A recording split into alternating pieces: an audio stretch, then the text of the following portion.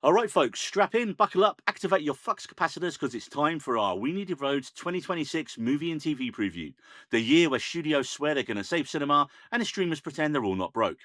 Today, the four of us are going to be diving into the biggest films, the must watch TV, the sequels nobody asked for, and the reboots absolutely nobody asked for, while hopefully suggesting a few hidden gems along the way. So grab your snacks, grab your hype, and let's argue about the future. Welcome to the We Needed Roads 2026 preview episode.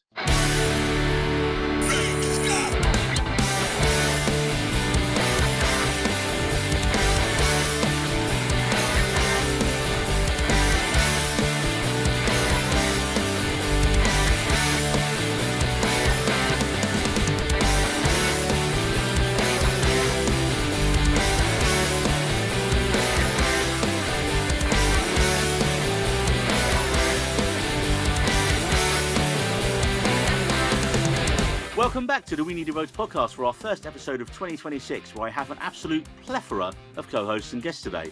I'm joined by our regular US correspondent, Mr. Jose Lopez. How's it going, Jose?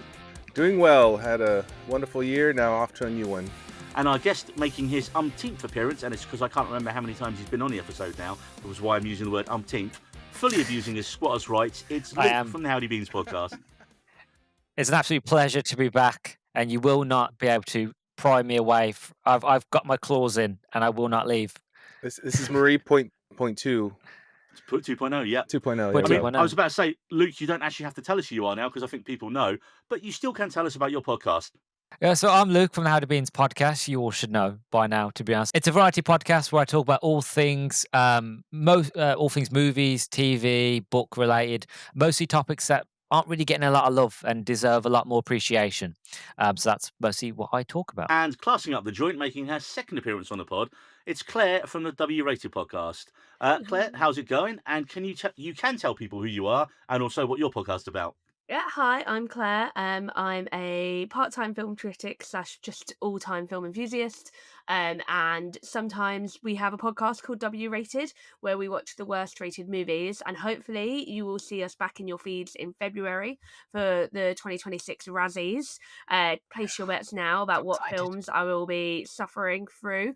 Though there's always at least 3 or 4 that I'm like, these are good. Why didn't I watch these? I am very excited to finally watch Disney's Snow White because there is absolutely no way that's not getting nominated. Oh, yeah, that seems a contender, doesn't it? Man. I feel like that could be top. I don't think there's been... I know we're now in 2026, we're talking about 2026, but just a quick flashback to 2025. I do feel like that was the car crash of the year in terms of film. Could I interrupt with 2 words? Ice Cube. He did War of the Ice Worlds, Cube. didn't he? He I think Yeah. that was such a car crash, I forgot it existed. Did anybody actually catch Until Dawn? Like, the game is brilliant, and then they made a movie which was terrible. Oh, that'll be up there Yeah, as well see, then. Yeah, that was bad. It Mm. wasn't good. It just shows no one remembers it. It came and went like a wet fart. I think I just skipped bad stuff. Like, enough people had said this is really bad. I was like, there's too much good stuff. I'm not going to waste my time on it. I'm now at the point where I'm like, I am going to watch Snow White at some point, but I'm going to have to watch it for the Razzies, so I'm just going to wait. I mean, we will actually be mentioning Rachel Zegler a little bit later as well in one of our Rachel films. Innocent. Well, also conspicuous by their absence today, firstly, is Marie, who is currently either trying to save the environment, but more likely she's been sectioned until season 3 of Has Been Hotel comes out. Because if you look at our TikTok, it's basically 95% Has Been Hotel videos, and you can literally see Marie's fragile mental state going as each episode goes on. I've But been I'm not enjoying it.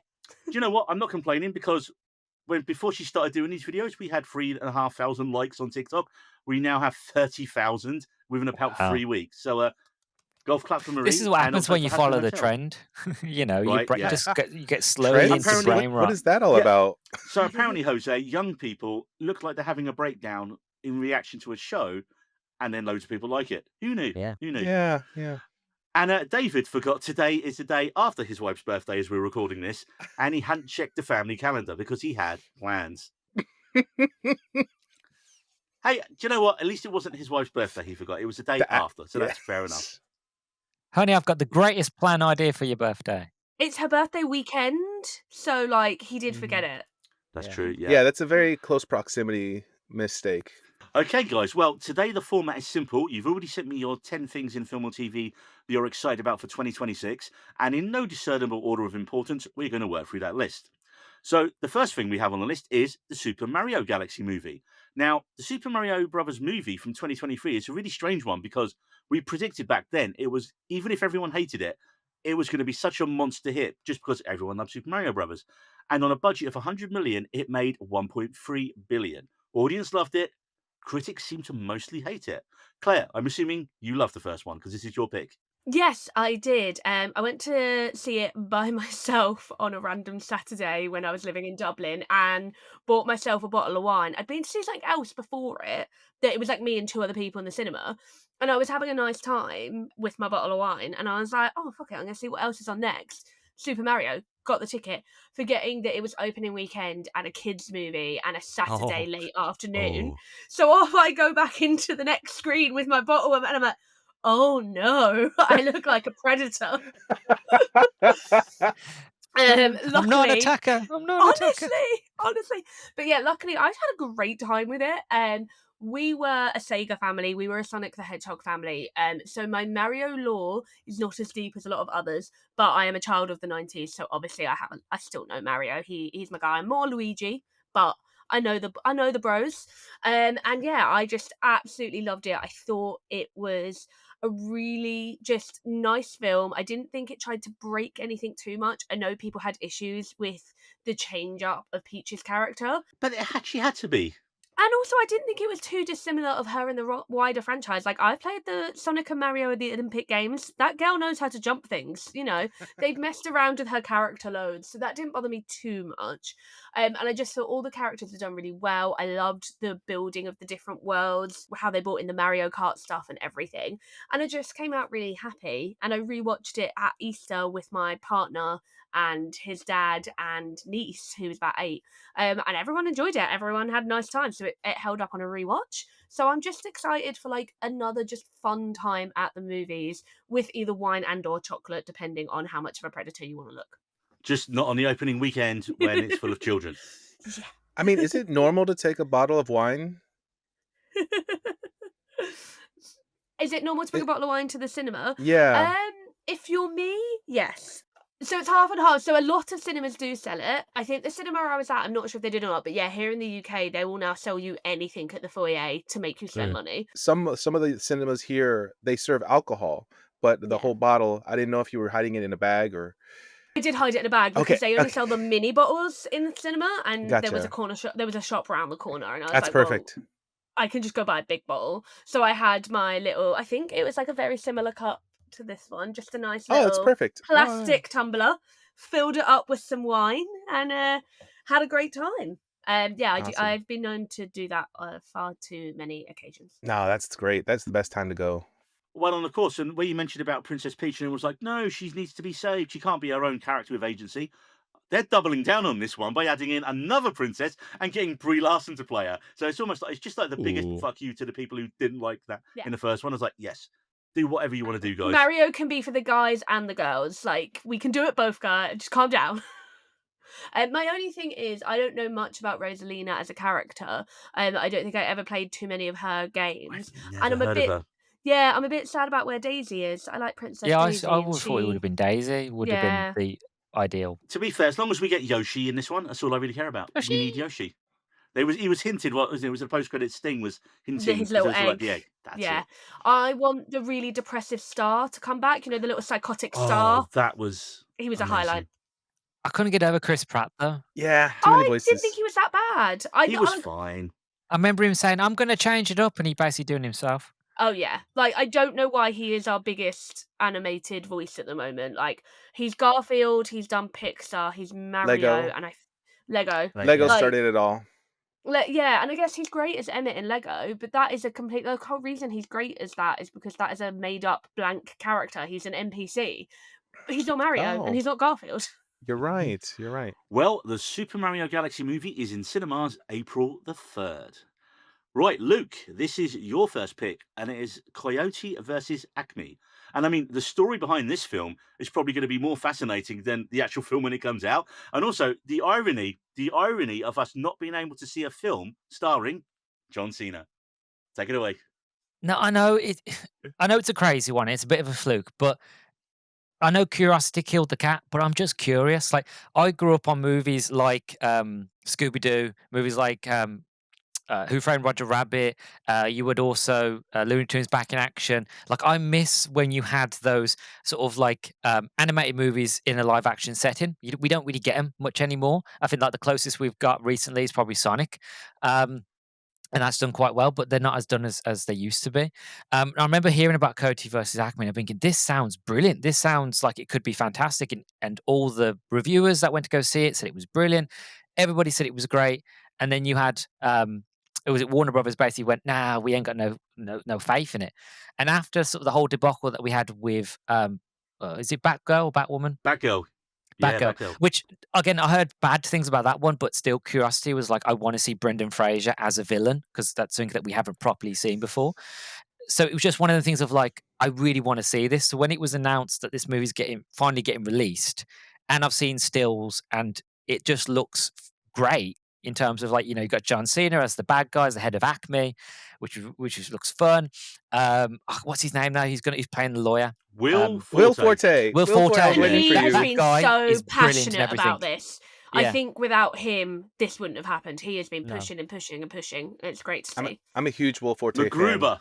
Mhm. Yeah. MacGruber. He actually just did a brand new MacGruber sketch on Saturday Night Live last year.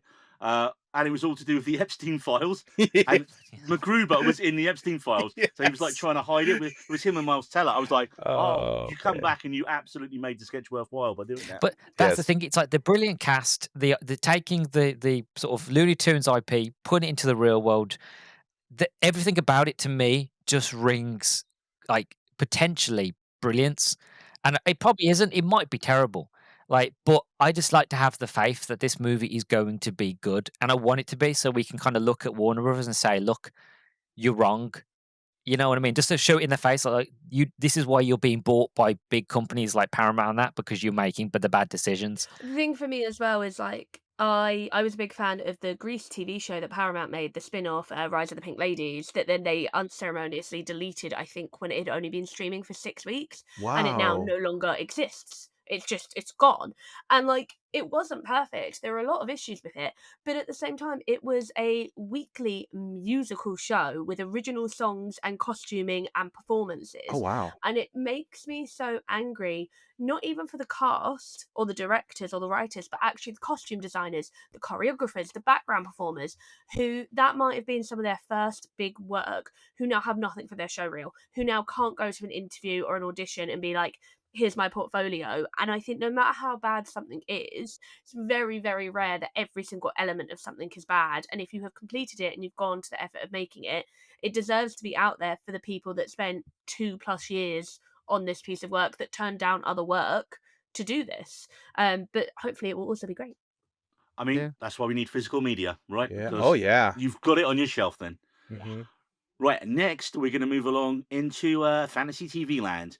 I've just kind of chucked all three of these together because it's going to be the quickest way to do it. So first up, this is one of my picks, and and David, sorry, it was Rings of Power season 3, which is rumored to be late 2026. Now, first of all, is anyone here a fan of Rings of Power?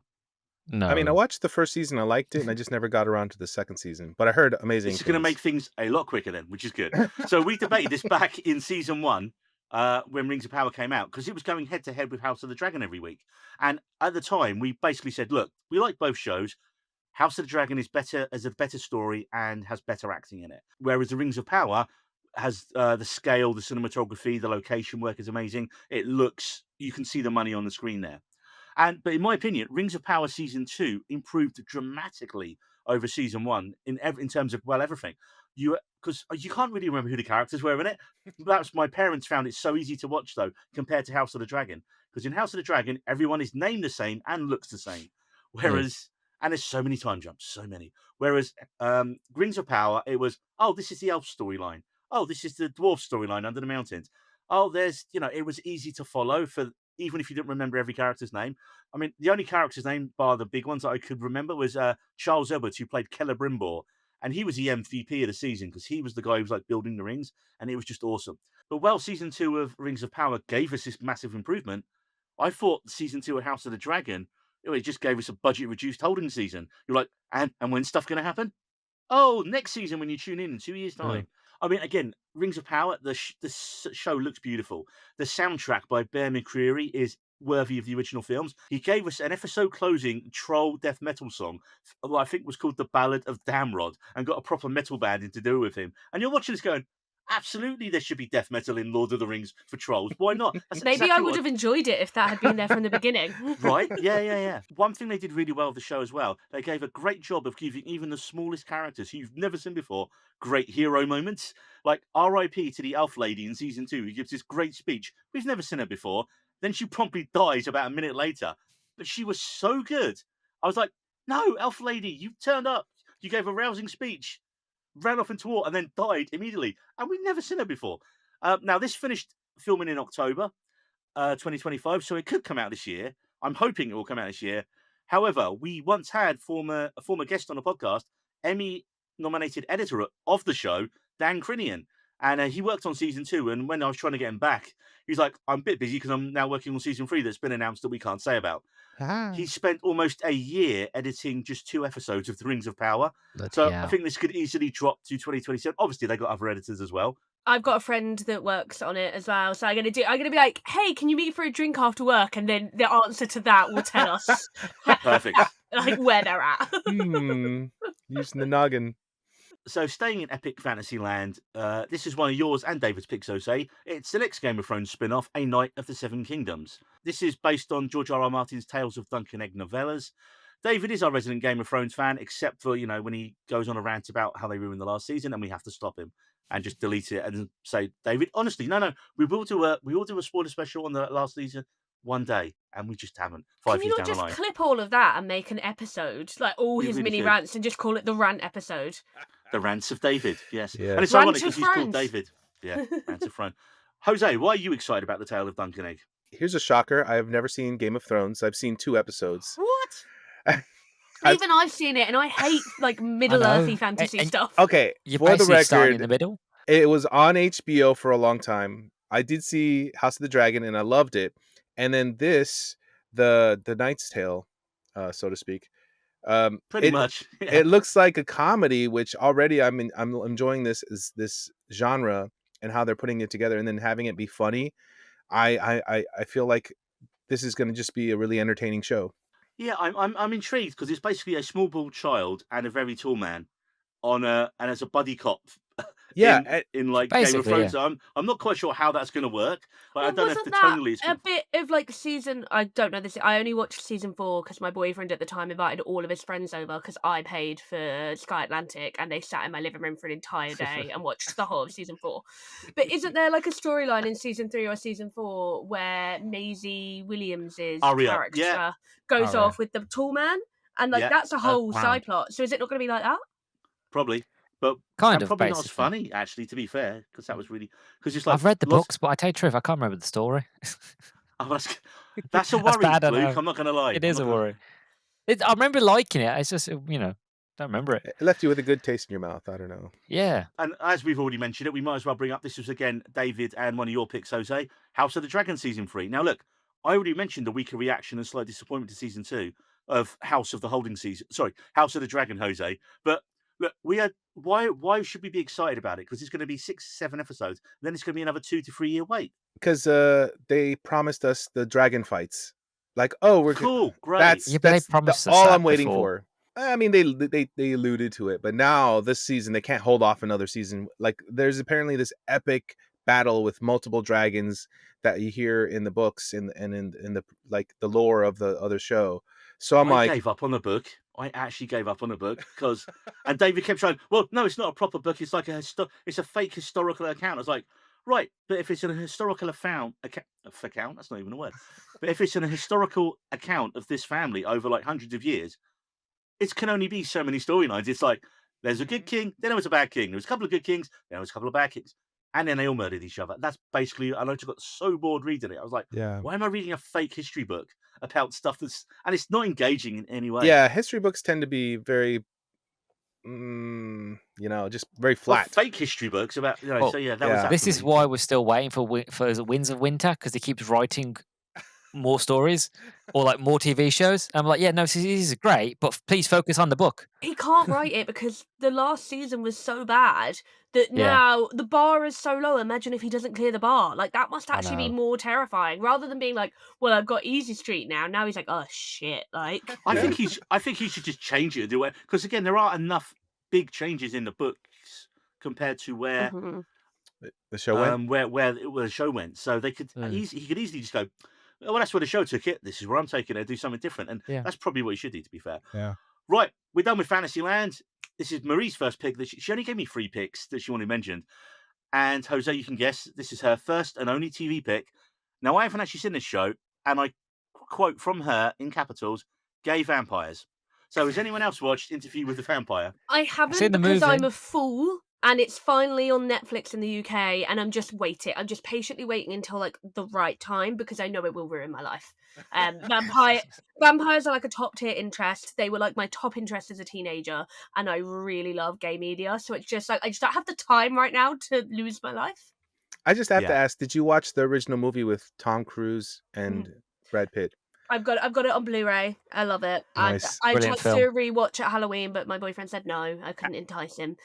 So we'll get there. And there is one link between Game of Thrones and this because the guy who plays Grey Worm in Game of Thrones is the lead character in this show as well. Mm. Oh. Yeah, it is on my list. I am gonna. It's funny because isn't this part of like this shared Anne Royce universe they're trying to do on Yeah, I TV? think so. And literally, Interview with a Vampire is the only good one. I mean, there's the Mayfair Witches, and I was like Alexander Diodario, who most guys will watch in anything, but it's bad. It's not bad. And Oh, then it's is it? like, Because I saw that's just dropped on one of my streamers I yeah, have as well, and I was that's on gonna give it a Netflix as go. well. Yeah, I was gonna give that a go, but while she is a stunning lady, I don't really rate her acting, and I don't Yeah, know the story of Mayfair Witches, but as that great tweet years ago said, she has a face that has only known electricity and running water.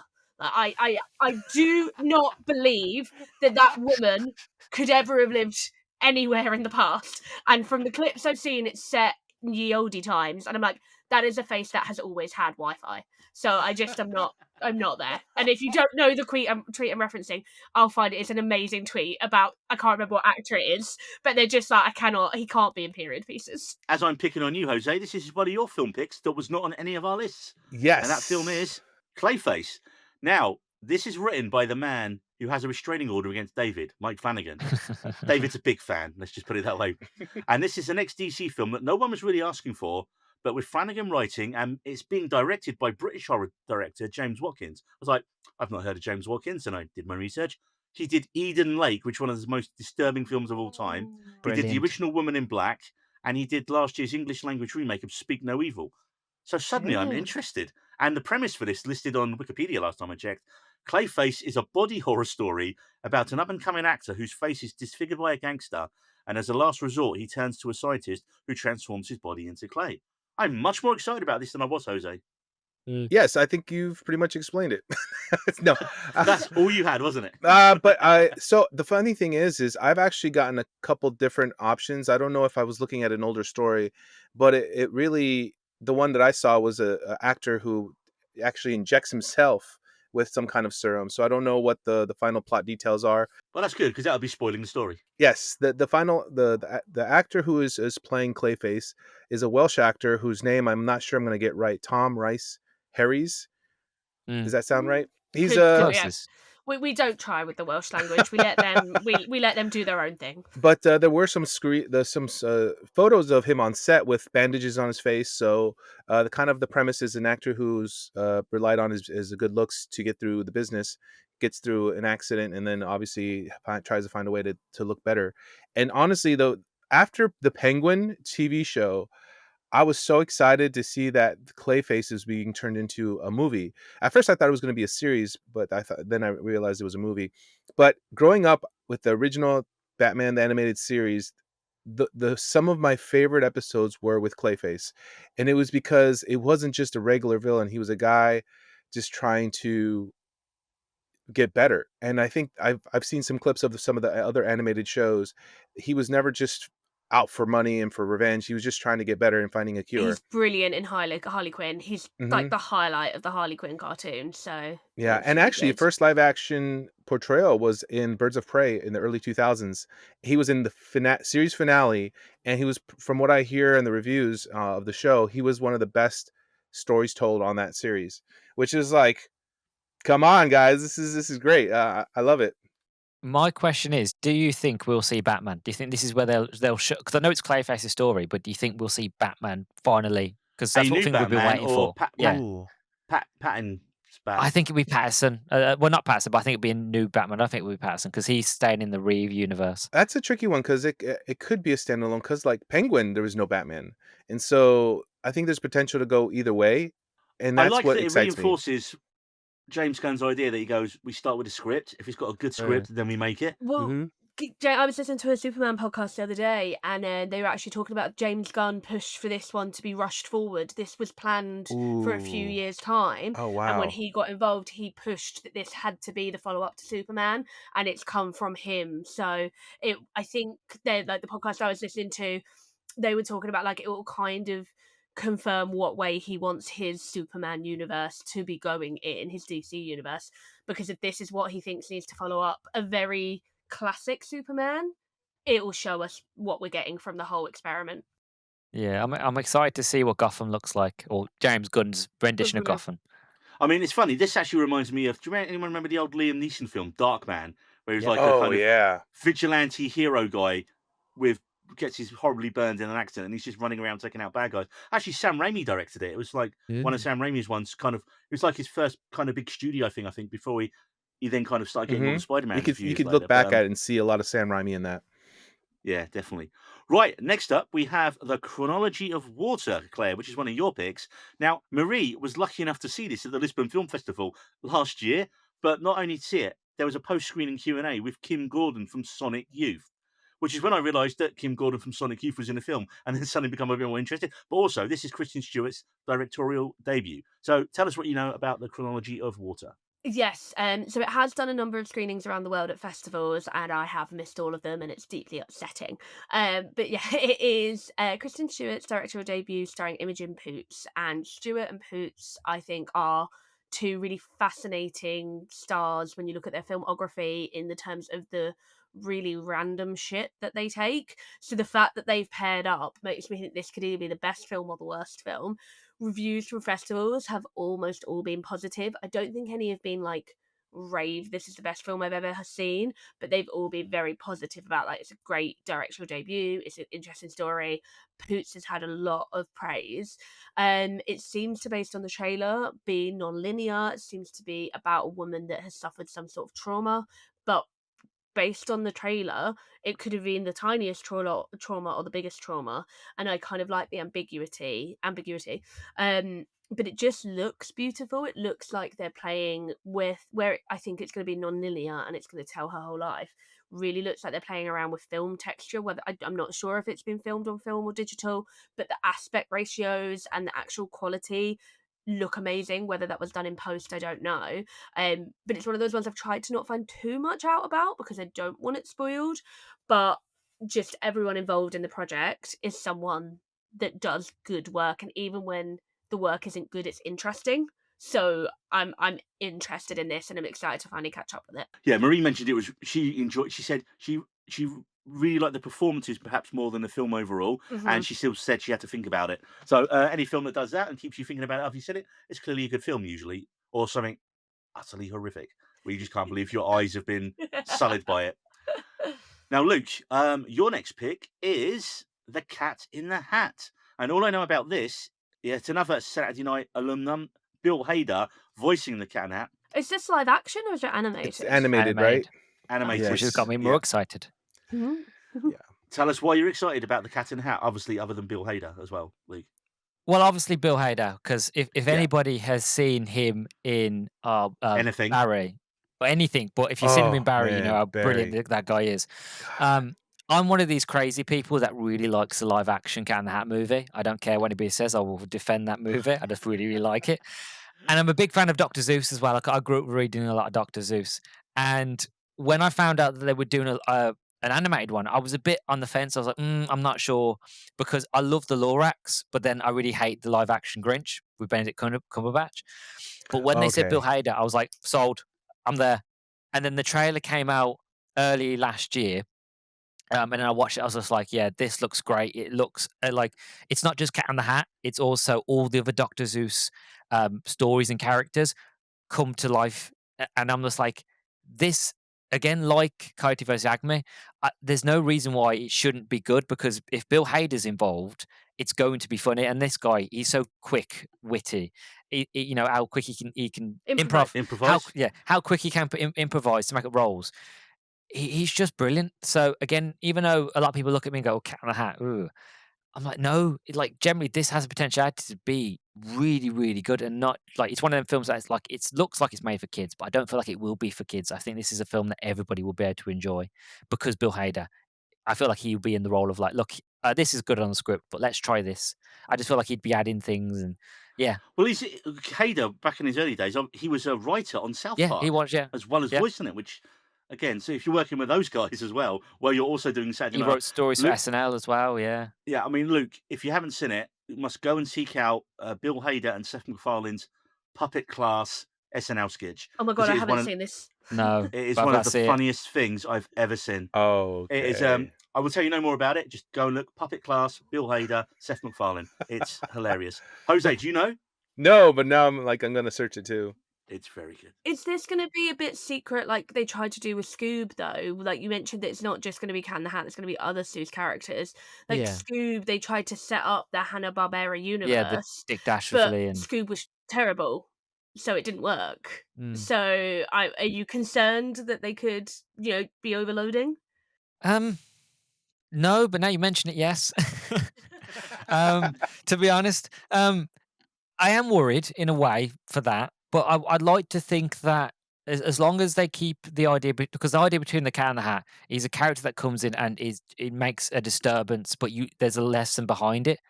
It's the fact of, yeah, he comes in, he makes a mess, but the whole thing is like you learn to use friendship and brother and sister love and that sort of thing, and family bonding.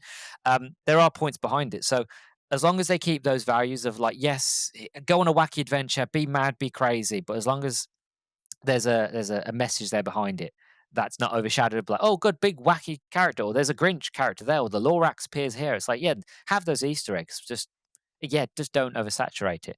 But I have faith in it. I do. I hope that it's not like Scoob. I somewhat like Scoob, but you are right. You know, they try to cram too much in. I like Hanna-Barbera are my favourite things in the world, so the fact that they, like, fucked it up so early just made me so angry. Well, Luke, you do have to wait a little bit because it's due out in November at the minute. I know. But we're going to go from a cat to a monkey, a bad monkey. It's one of my TV picks. One of my unexpected highlights of last year was the Vince Vaughn crime drama on Apple, set in Jose's neck of the woods, Methgator County, Florida. Bad Monkey was based on a book by Carl Hyacin, and I don't know why I say it was unexpected, because it was made by Bill Lawrence of Scrubs, Shrinking, and Ted Lasso fame. So of course it was going to be good. But do you remember how Vince Vaughn, when he started, he was like fast talking and wisecracking, like from the late 90s? He was in every rom com going, like Swingers, Wedding Crashers. And he's back on that form here now. He literally is like, oh yeah, I can be this guy again. And it's so funny. The episodes were short. They're about half an hour, 40 minutes. Season 1 also starred Rob Delaney, a show-stealing Meredith Hagner, who I hadn't seen in anything before, Natalie Martinez, Michelle Monaghan, and Jodie Turner-Smith playing a voodoo queen. Again, she was so good in that. Yes. And also, Really and good. like I told Jose, I was like, and she's English. And he was like, what? Did not expect that. She No. also married and divorced Pacey from Dawson's Creek, which is just Really? I Really? They had a Either. kid together. Whoa. What? Yeah, the Okay. divorce sounded bad and made me question him because I thought he was nice. But anyway, that's a whole. That's a whole other podcast and show. So yeah, Bad Monkey, the show started good and it became great as it went on. Now, season 2 began filming late last year, but they've already added Chuck Siobhan Strakowski to the cast, and the legendary John Malkovich is in it as well. So interestingly, Ooh. yeah, Malkovich. Hang on though. I suffered through the Hunger Games on stage. John Malkovich doesn't know how to act anymore based on that. So, are we Ooh. getting a good John Malkovich or a bad John Malkovich here? I feel like if you've got Bill Lawrence in charge, you're going to get good John Malkovich. Yeah. Like no one was bad in the first series of this show. And interestingly, there is a sequel book by the author called Razor Girl. They completely ignored that, but they're going with a completely different story for season 2. So yeah, anyone excited for more monkey business? It's only you and me who watched it, wasn't it, Jose? Yeah, I actually liked it, and you've said a lot, and I think if anything, it's just a really smartly written show.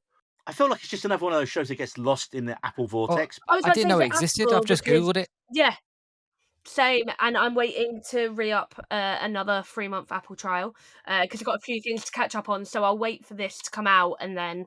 Yeah, Apple's just so good at having shows and then not telling anyone about it. It's like, hey, by the way, just go watch this. And yet when they spend money on promotion, like they did with Severance, it's amazing. Yeah. Yeah. Although, if you like musicals, I hate to add this in, but have you heard of It's been cancelled. Schmigadoon? Oh, it's being cancelled. I It's so know. sad. Schmicago made me laugh so hard with the title alone. Yeah. So I think that's why I was like, when my I used to have a press subscription for it and it ended. And I never went. I was like, I'm not going to pay for it because Ted Lasso ended and you cancelled Schmigadoon, so I don't need you guys anymore. yeah. So Although I've never seen season 2 of Severance, but I'll wait because this sounds really good. So I'll wait for Bad Monkey season 2 to come out and then just And do there's a bit of a binge. Pluribus as well.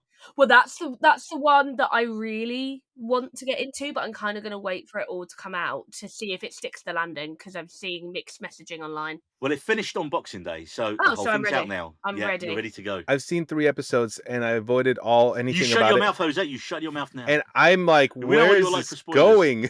This is so weird. No, I love it. No. What is it, Neil? What is it? No. You're the That's- spoiler police is as well, Jose, which makes it Is even it funnier. spoiler? Hoppers. More Luke animals. and Claire, Yes. this is both one of your picks. I knew nothing about. I didn't even know this film existed till I researched it for the pod. And it's a new Pixar film. And the basic premise is a group of scientists invent a way to hop human minds into lifelike robotic animal bodies. A girl called Mabel uses their technology to embody a robotic beaver and thwart the construction company's plot to destroy the local animal habitat. Okay, I'm sold just by the What? premise. That sounds amazing. Yeah, it So sounds brilliant, crazy. doesn't it? People in and then who wants to go first? Are these cute animals or are they Not like? you, Jose. You're They're cute. someone they're who cute. picked it. They are I cute. think the thing for me, so I didn't know anything about this, and then I think I was watching something on YouTube, and it came up as the YouTube advert, the trailer, and I was like, "What the fuck is this?" But it looks good. The only thing, so it looks insane, and it looks like it's either going to be the best thing ever or the worst thing ever. If you also asked me about if you took out a bit of it and asked me to tell me what animation studio made it, I would never have said Disney Pixar. No. Seems very, very different from what they're doing. Seems like a direct response to the success of Sony Pictures, actually, in my Mm. mind. Not even DreamWorks anymore, but Sony. Mm.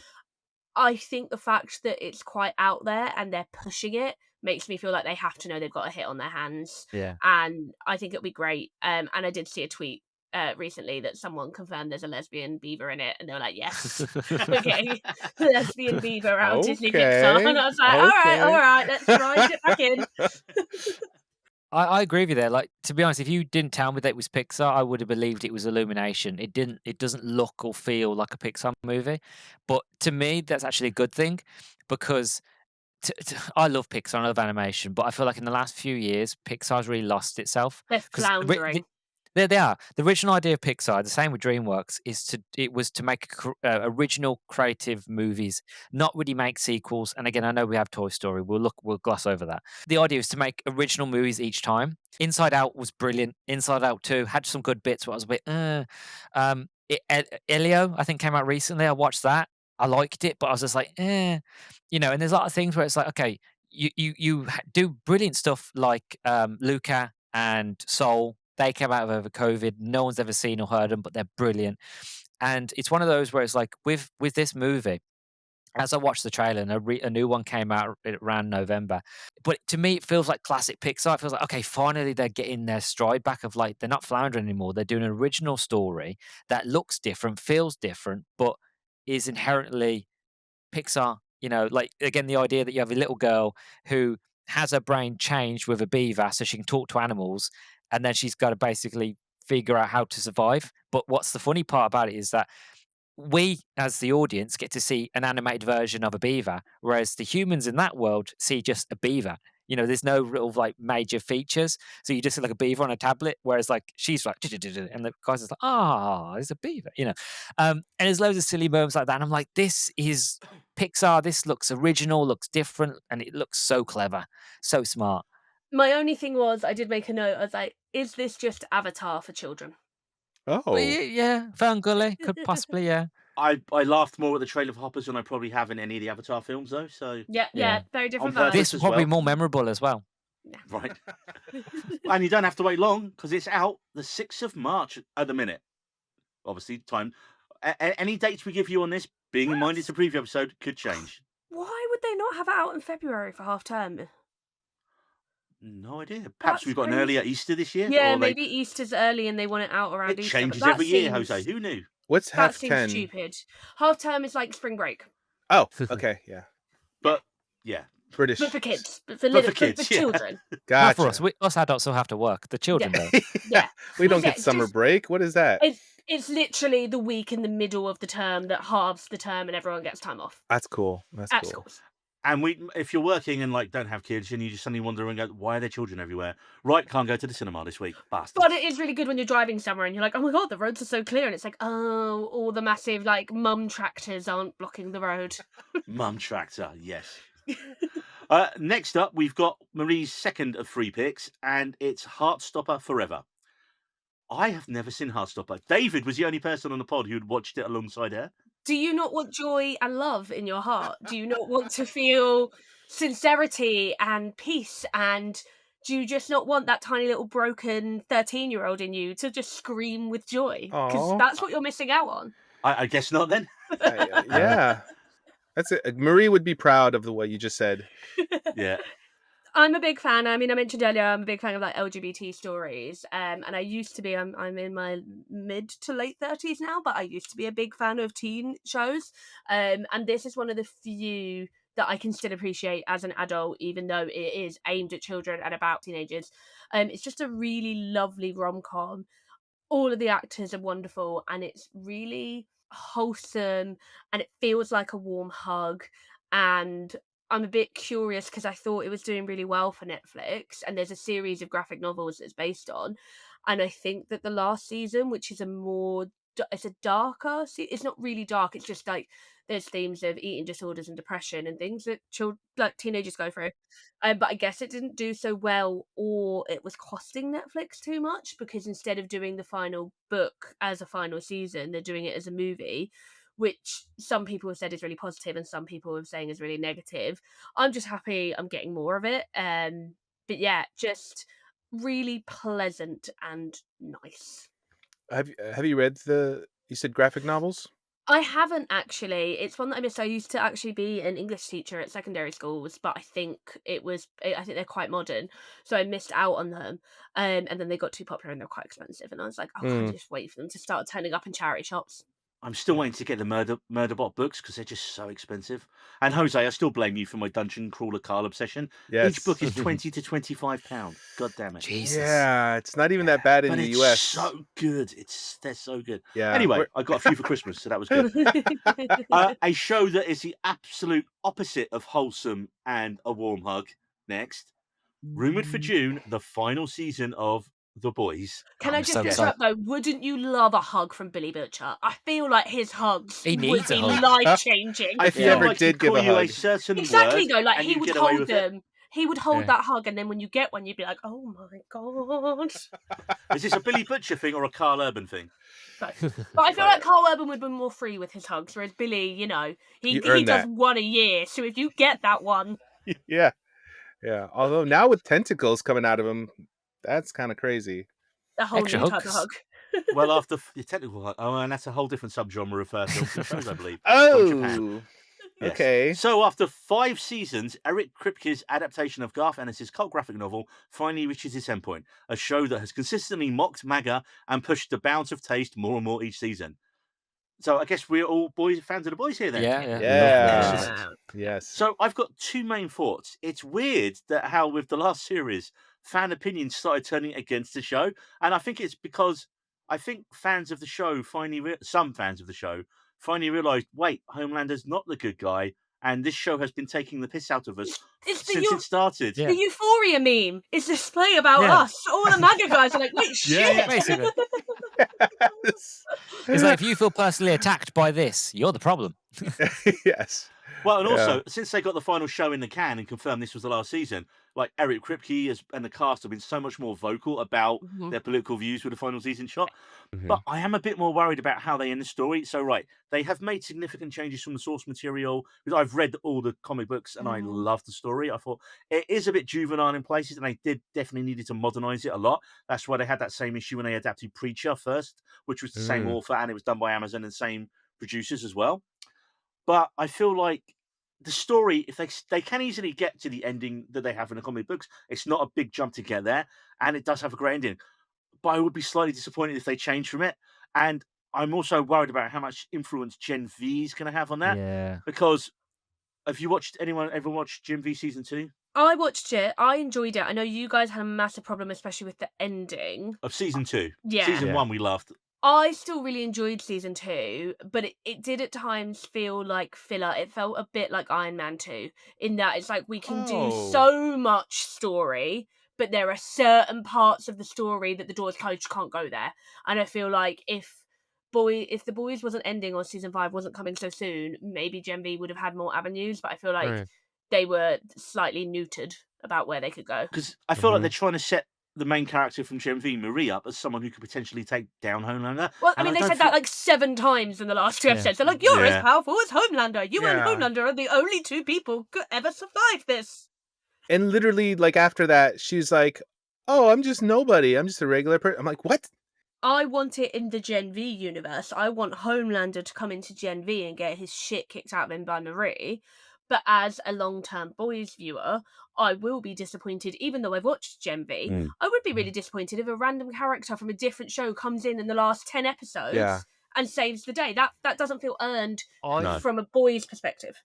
I feel it's going to be like Infinity War, where it's like you've got Thor, and he's like, "Oh, I have a Hulk," and the Hulk comes in, bum bum bum bum bum. You think, "Oh, here we go. This is the Hulk." Marie comes in, fighting Homelander, and then he just, in a nice way, slaps the shit out of her, and he's like, "Look, get out of here, Yeah. go away." And then Can't it's do that, it, yeah. but because that's what the boys would do. It's that big Yeah. twist of like you think, okay, this is where it's leading up to.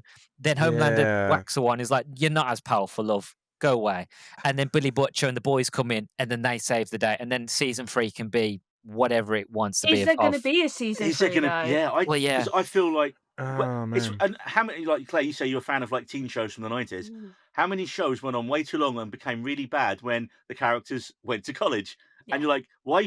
I remember Dawson's Creek's the perfect example for me. I'm Like, literally Mm. rewatching the college seasons at the moment, and I'm having to keep googling Reddit threads because where I started at college, I'm like, did they just forget? Like, have I forgotten about like a major thing that happened between season 4 and 6? And everyone's like, no, they just basically rewrote all the characters because they decided they didn't like what they did in season 4. And it's like these characters have had brain transplants, and you're like, I'm so confused. Oh man. yeah. Yeah, so as we mentioned, we if you want to hear our thoughts on the whole season of Gen V season 2, then we do have a spoiler special out on that now over on our YouTube channel. But yeah, I agree with you, Claire. I don't think there's anywhere really for the story of Gen V to go. Like, you I- can't get involved in the boys' big, finale storyline and then go back to college again after it. Mhm. That's going to be the issue. They actively at the end of season 2 were like, come join us. So they're going to be and it's going to be really hard to make that work. I also think that Gen V hasn't maybe been as successful as the boys was. No. And I think no. more likely, if they're going to keep the universe alive, we're going to get prequels. The Yeah. guy Well, from that's what we've got. Supernatural, There's is he 2. getting a show? Yeah, it's Jensen called Ankles. Yeah. Jensen Ankles, as Jose always pronounces it. Ankles, I'm my just friend, going with it now. Ankles. And I mean, I've got the GIF ready to pop up on your face whenever we mention him, so it's all good. But yeah, no, there's 2 planned boys spin-off. There was one called The Boys Mexico that apparently had Oh. Andor guy. Diego Luna in it. Yago. Did that But get that's- cancelled or That's gone very die? quiet. Yeah, I Yeah. think it's in I development hope now. not, 'cause that sounds brilliant. I mean, just put him in anything, right? After Andor. But yeah, the one that is definitely coming is Vault Rising, and it's about Soldier Boy and Stormfront in the 40s and 50s.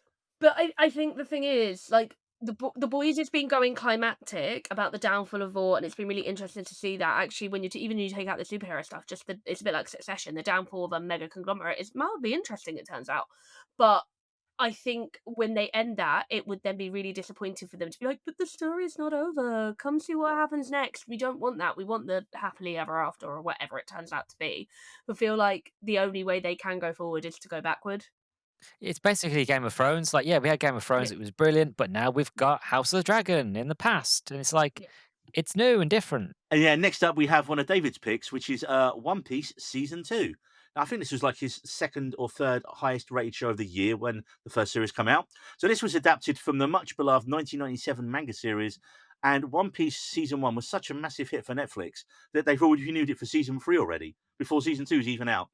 And it followed the adventures of the Straw Hat Pirates and their leader Monkey D. Luffy, with his goal to live free, find the legendary One Piece treasure, and become king of the pirates. Now, like I like season 1, but I didn't love it as much as David and the rest of you guys did.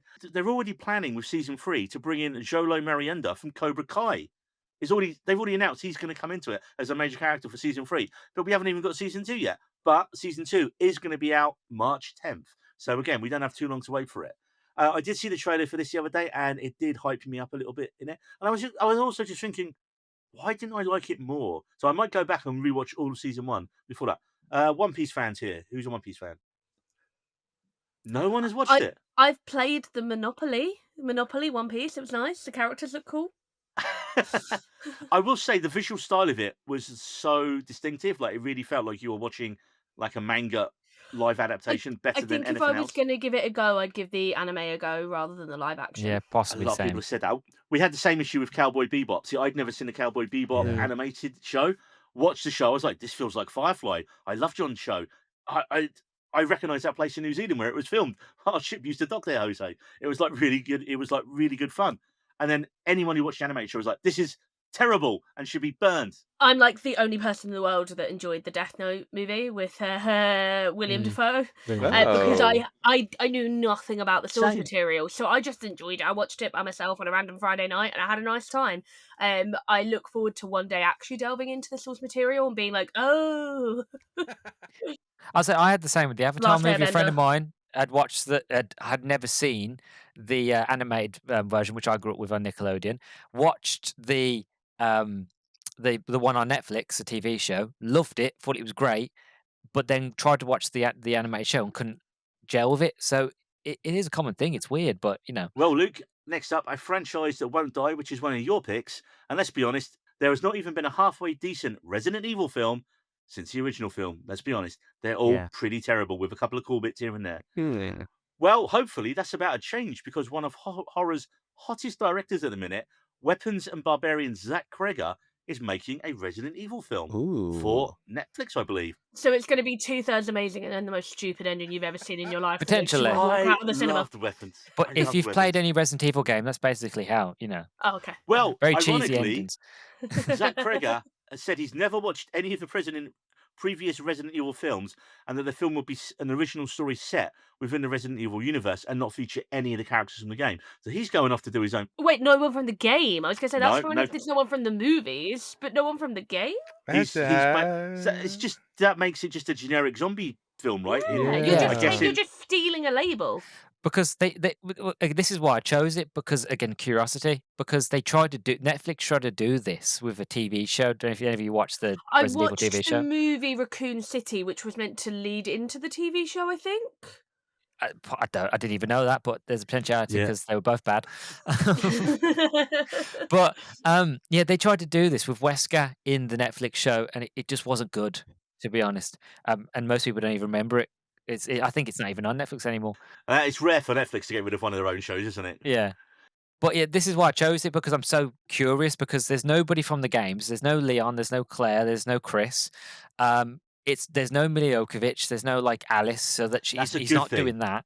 Which is a good thing, but I love the first movie. I love the second film as well. I've seen After the that, they get a second bit one and I stupid. enjoyed it. I've seen Yeah, I second like one and Raccoon Apocalypse. City, and they're the only knowledge I have of this entire franchise. But The they first seem Resident fine. Evil's all right. It's not bad, to be honest. It's a good horror. It's very 2000s, to be honest. It's very 2000s horror. But I Um, would say the cast for this they've announced so far. If you've got Austin Abrams from Weapons, Oh, I Paul love Walter him. Hauser, yeah, he's the lead character. Austin Abrams apparently as well. Zach Cherry from Severance is going to be in it, and Callie Rice, who was in the last series of True Detective with Jodie Foster. So again, I'm really hopeful for this. I feel that Resident Evil's such a franchise where you have to stick.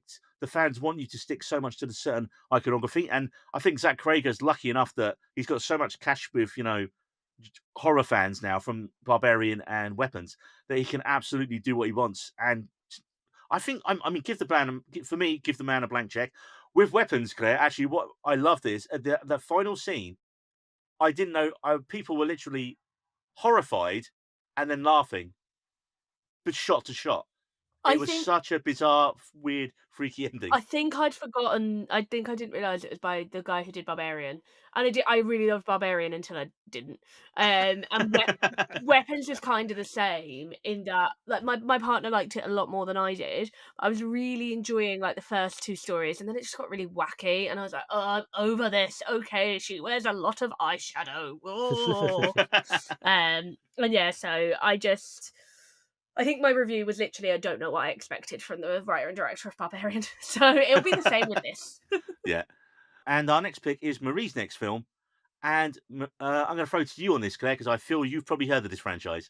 Heard of it, but not seen any Not of seen it. it. So it'll be Mm. on the list. And it is Red, White, and Royal Wedding.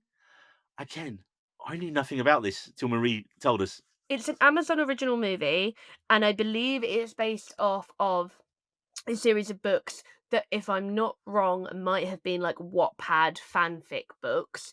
And it's basically, I think the premise is, what if Prince Harry was gay and married, I think, another prince, maybe? Yeah. I think it's an And English prince and a Swedish prince. yeah, and it's basically, what if Prince Harry was gay? But it was like screaming like, I'm a Hallmark movie, and it just didn't entice me enough to watch it. And I love a good Hallmark movie, but this didn't look like a good one. Maybe if there's a sequel, maybe I'll get involved. Well, Marie could tell us when she's back. She's probably screaming at the screen right now. It's like, this is the story. Like she watches the episode she's not on, Jose. Come on. Like you do. Actually, you do, fair to me. You I do, yeah. watch the ones that I've actually caught up with. Like if it's something I still haven't seen, that's when I don't watch them yet. Now, next up, Claire, one of your films, and I have a weird relationship with this franchise.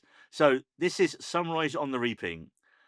Now, I hated the original film on principle because I was an OG Battle Royale fan, and it's hilarious to me that as we record this, Quentin Tarantino has literally come out and said the exact same thing. I think he's a bit harsh on it. But so I saw the first film, thought, okay, Jennifer Lawrence is great. Peter is one of the worst characters committed to film ever, and the film was just fine. Well, here's the thing. Peter is And then- so good in the books. He's better. So I watched the first film. And I was like, it's fine. Didn't think anything more about the franchise. Then the second film came out, and it got really strong reviews. And a lot of critics I followed and liked were like, no, it's really good. I went to see it, and I loved it. And then I was in. I was into the franchise. Then I went and got all the books, read all the books, and I was locked in for the rest of it. I hated, though, again, in principle, the idea of a prequel series to this. Especially one that Yeah. tries to humanize the main villain. I hate that Yes. trope. I hate it. Yes. But then Marie started telling me that the book of Sunrise on the Reaping was really, really good. Mhm, mhm. And so I thought, okay, well, I'll catch up then. I'll go and watch the Ballad of Songbirds and Snakes. Poor man. I hated it. It's one of Bad those. book. Really? I didn't like oh it my either. God. Didn't like it. So So bad. I'm unfortunately, I've got a really strong, like, not to cut, this is going to be a long story, I apologise. I've got a very long history with the Hunger Games. In that, back when I was a teacher, once I qualified, the very first book I ever taught to secondary school students was The Hunger Games. We did a unit on dystopian literature and Ooh. unreliable narrators. And it was the summer that the first movie came out. So I went to see the movie knowing that I would be teaching the book. And I was kind of the same as you. I was like, oh, that was enjoyable, but I don't get the hype. And then my brother had the books. So I read the first book over a few days and was like, that was quite enjoyable. I liked it a lot more than the film. And I can see I'm going to have a lot to talk about when I teach it. Then I started catching fire and stayed up until 4 a.m, finished it all in one day. Just like, could not. And then I did Catch Up Mockingjay, which is a mess of a book, but rightly so. And then I got to go and teach the Hunger Games to a class of around 30 14-year-old boys. It was an all-boys school. And their passion for it and my passion for it, like, will stay with it. It's I hated being a teacher, but that's one of the favourite things I ever did.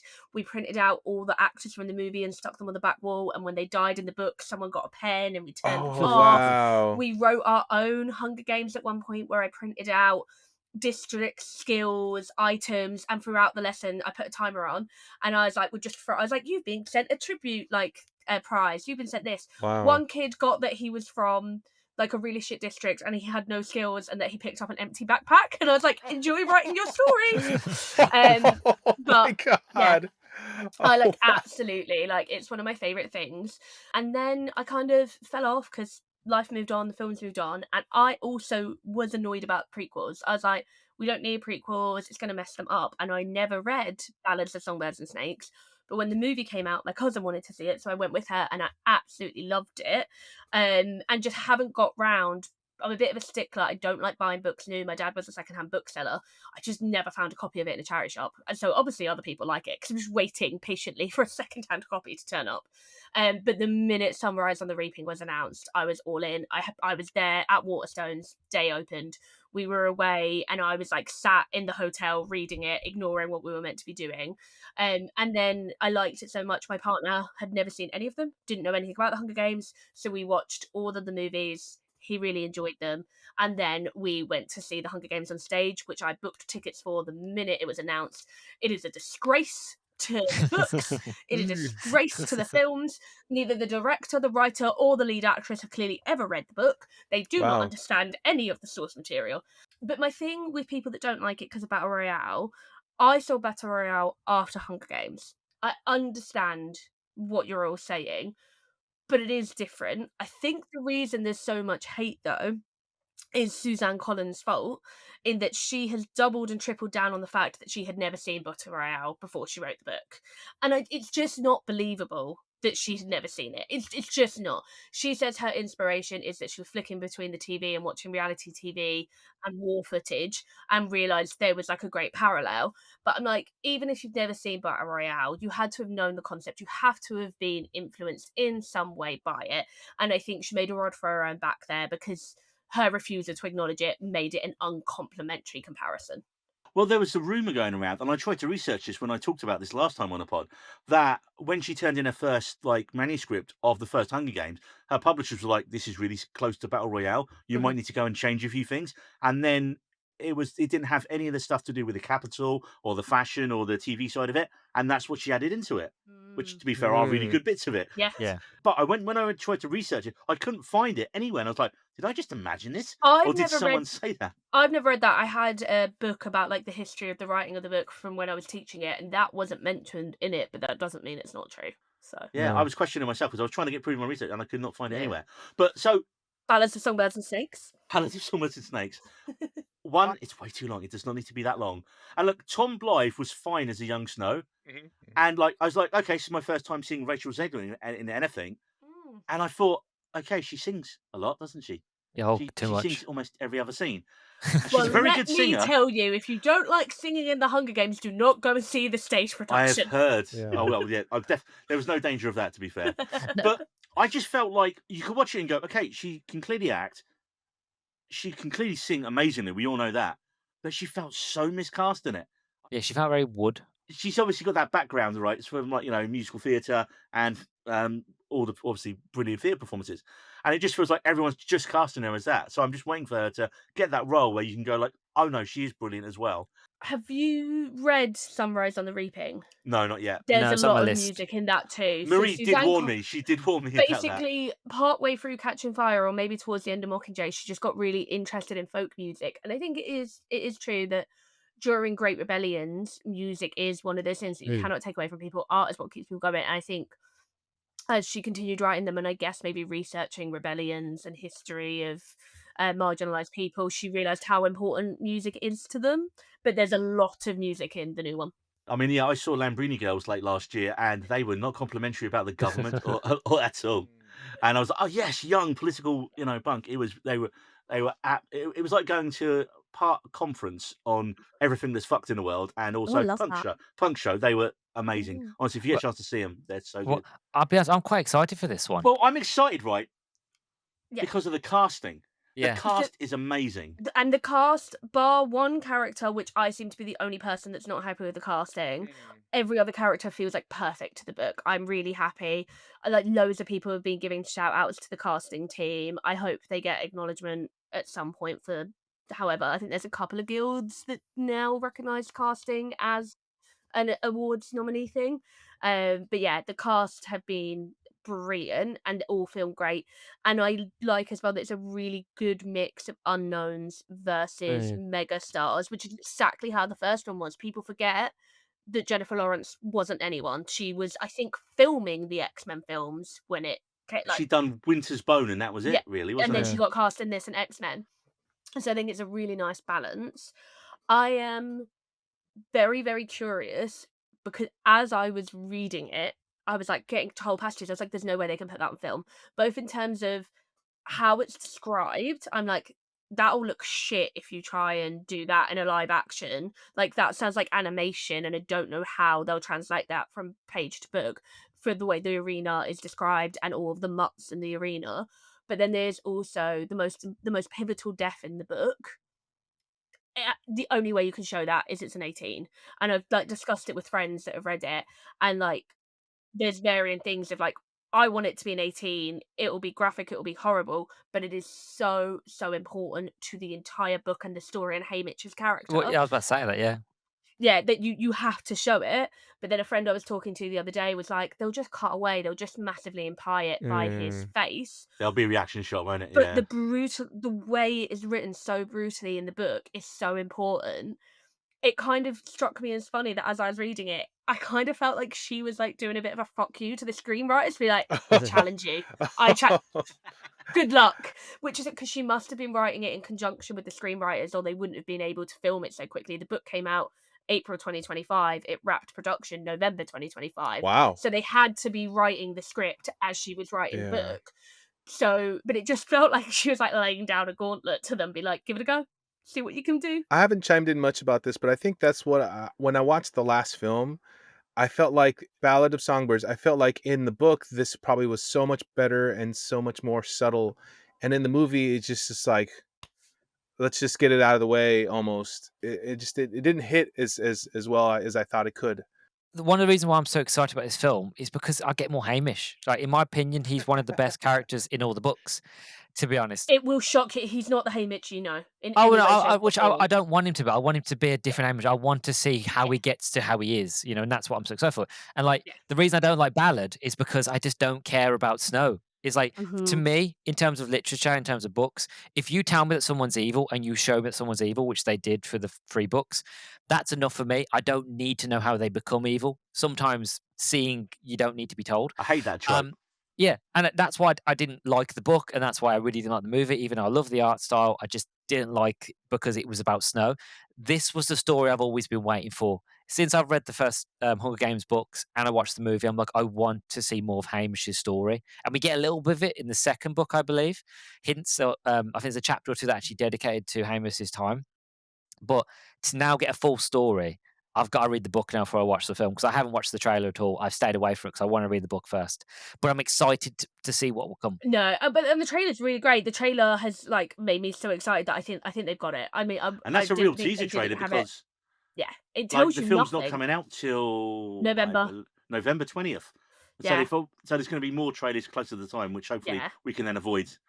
But Okay, you guys have sold me. I'm a bit more positive about it now. I'm very, very excited. And I think the thing for me, just to defend Ballad one more time, is I just loved how much more information it gave us about the forming of the capital and how close it was to the ending of the rebellion, that I think it did fill in a lot of gaps for me. I think that's my one thing that I think the films do better than the books. We get so much more information about the capital and about Snow in the movies than we do the books, because the book is first person by Katniss. So I did really enjoy that follow up of learning about the history of Panem, which I think is why I enjoyed it. I just thought that when it got to the third chapter of Ballad of the Songbird Snakes and Tom Blythe started looking like Eminem, I was just waiting for him and Rachel Zegler to have a rap battle, and that took me out of it completely. I was done at that point. I was like, no. I do remember being in the cinema going, "Wait, we're still going? The games have ended. What? What?" Yeah. Yeah, Yeah. exactly. Like that's it. And then also it felt like Attack of the Clones style bad with the romance stuff. In the beautiful fields, I was like, no, no, no, no, no. Now, speaking of evil, Scream 7 is David's pick. And it was on the list, and I said, David, with Scream being your favourite film of all time, how can you defend this one? And he's not here, so I'm just going to tell you why we shouldn't be. Paramount have been scumbags multiple times. They fired Melissa Barrera, which obviously then led to Jenna Ortega and the director Christopher Landon all walking away from the project. Not forgetting that for Scream 6, they lowballed franchise star Nev Campbell, who just then refused to come back. And also, now they are bringing back OG writer Kevin Williamson as a director, which again seems like a great idea on paper, but he's directed previously one film in his career, which was Teaching or Killing Mrs. Tingle, depending on if you got the English or American DVD, starring Katie Holmes in the 90s. But he did create Dawson's Creek. I was about to say, yeah, his only other kind of show and anything of note was Dawson's Creek. But even as a writer and producer, he's not really produced much of note since his early days of that film and that show. Yeah, and he left after the first 2 seasons, and season 3 and 4 are the best ones, which he wasn't involved in. I did not know that. But like, it's funny because so many of the OG fans are just like, well, we got Nev Campbell back and we got Kevin Williamson. He's not a director. He's done one film. That's not like the big flex you think it is. I'm really conflicted on this because Scream is my favorite horror movie of all time. Scream is very important to me. Dawson's Creek, one of my favorite TV shows of all time, very important to me. So everything is combining for me. I've also been very less than complimentary about Scream 5 and Scream 6. I thought Melissa Barrera was appalling in them, terribly miscast. Thank goodness that she's been in films like Abigail and My Monster and other films. And I'm like, oh, she is a good actress. She just is not the right casting for Sam is just very badly written. I don't know. She just doesn't give the energy of, I'm a tough, crazy girl and I'm gonna stab people. She just doesn't have that energy for me. So if you'd have told me on paper that she's gone and we're getting Kevin Williamson back, I'd be so excited. But I don't stand by how she's been treated as a human being, as an actress. That fucking sucks. Despite me not enjoying her work in it, no one deserves that. I also am really sad because I love Jenna Ortega's character in the films, so I'm sad that we're losing her. Also, the trailer looks fucking shit. It looks bad. It looks like a cheap straight to DVD 2002 sequel to the original film, and it looks badly written and badly acted, and it looks like it has one set, and I just don't know what we're doing here, and I don't know how I'm meant to feel because everything's right and everything's wrong. They're dumping it in February, right? Mhm. That No, is that a was when the good last 2 market. came out. No, Okay, Scream 5 okay. and Scream 6 both came out similar-ish. Maybe January, but they came out in that early time of the year. All I can hope for from this film is that Nev Campbell makes a ton of money out of it. That's really all I can I hope just for. don't care no more, to tell you the truth. Yeah, It's funny you mentioned about the bad acting. It has an actress who I cannot stand in it playing Nev Campbell's daughter. Her name is Isabel May, and she was in the Yellowstone prequel series 1883. And every episode of that show, she does a voiceover. And it is the most pointless bollocks voiceover you've ever heard in your life. And yet you got all these amazing actors in the rest of the cast, like grizzled actors. And you're like, why wouldn't you get them to do it? Because they're too expensive to pay for them to go to the sound studio. She's the cheapest to get to do an extra day of work. Literally, there's one bit where she's like, and she's got that really annoying, bad southern accent. She's like, there's clouds in the sky. What are clouds? Like, oh, fuck off. Just get back to the story. Or like, die on the trail, like most of the rest of the cast. That show only went one season, and then they span it off until Yellowstone 1923, which Harrison Ford and Helen Mirren. I was like, oh, brilliant. She narrates that show. I was like, you've got Harrison Ford and fucking Helen Mirren in your cast, and you've got this same character who's not even in the show. It's because she was narrating it. cheap. Yeah, do you know how much it would cost to get Harrison Ford to sit in a recording studio and read lines for the day? He doesn't want to do that. Yeah, He's to be got fair. woodworking to do and planes to fly and crash. I'm sure there's some Yellowstone conspiracy here because she's in this film.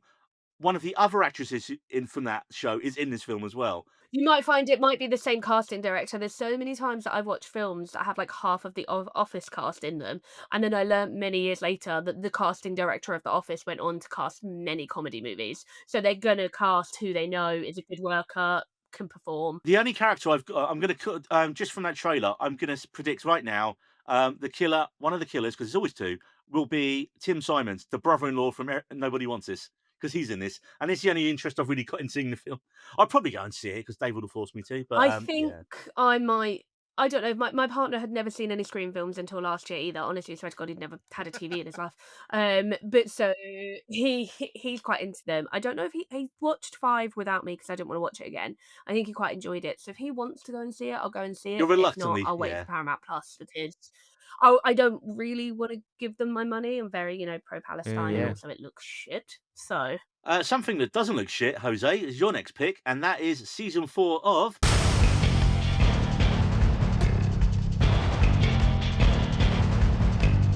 I completely missed the teaser trailer for this that came out the other day, and it's a weird one with Invincible because we all love it when it comes out, but then we all seem to completely forget it exists until it comes around again. You're like, oh, it's back, and it's really good. I've been sitting on this for a little while, and I realize it's a Is it tradition that uncomfortable?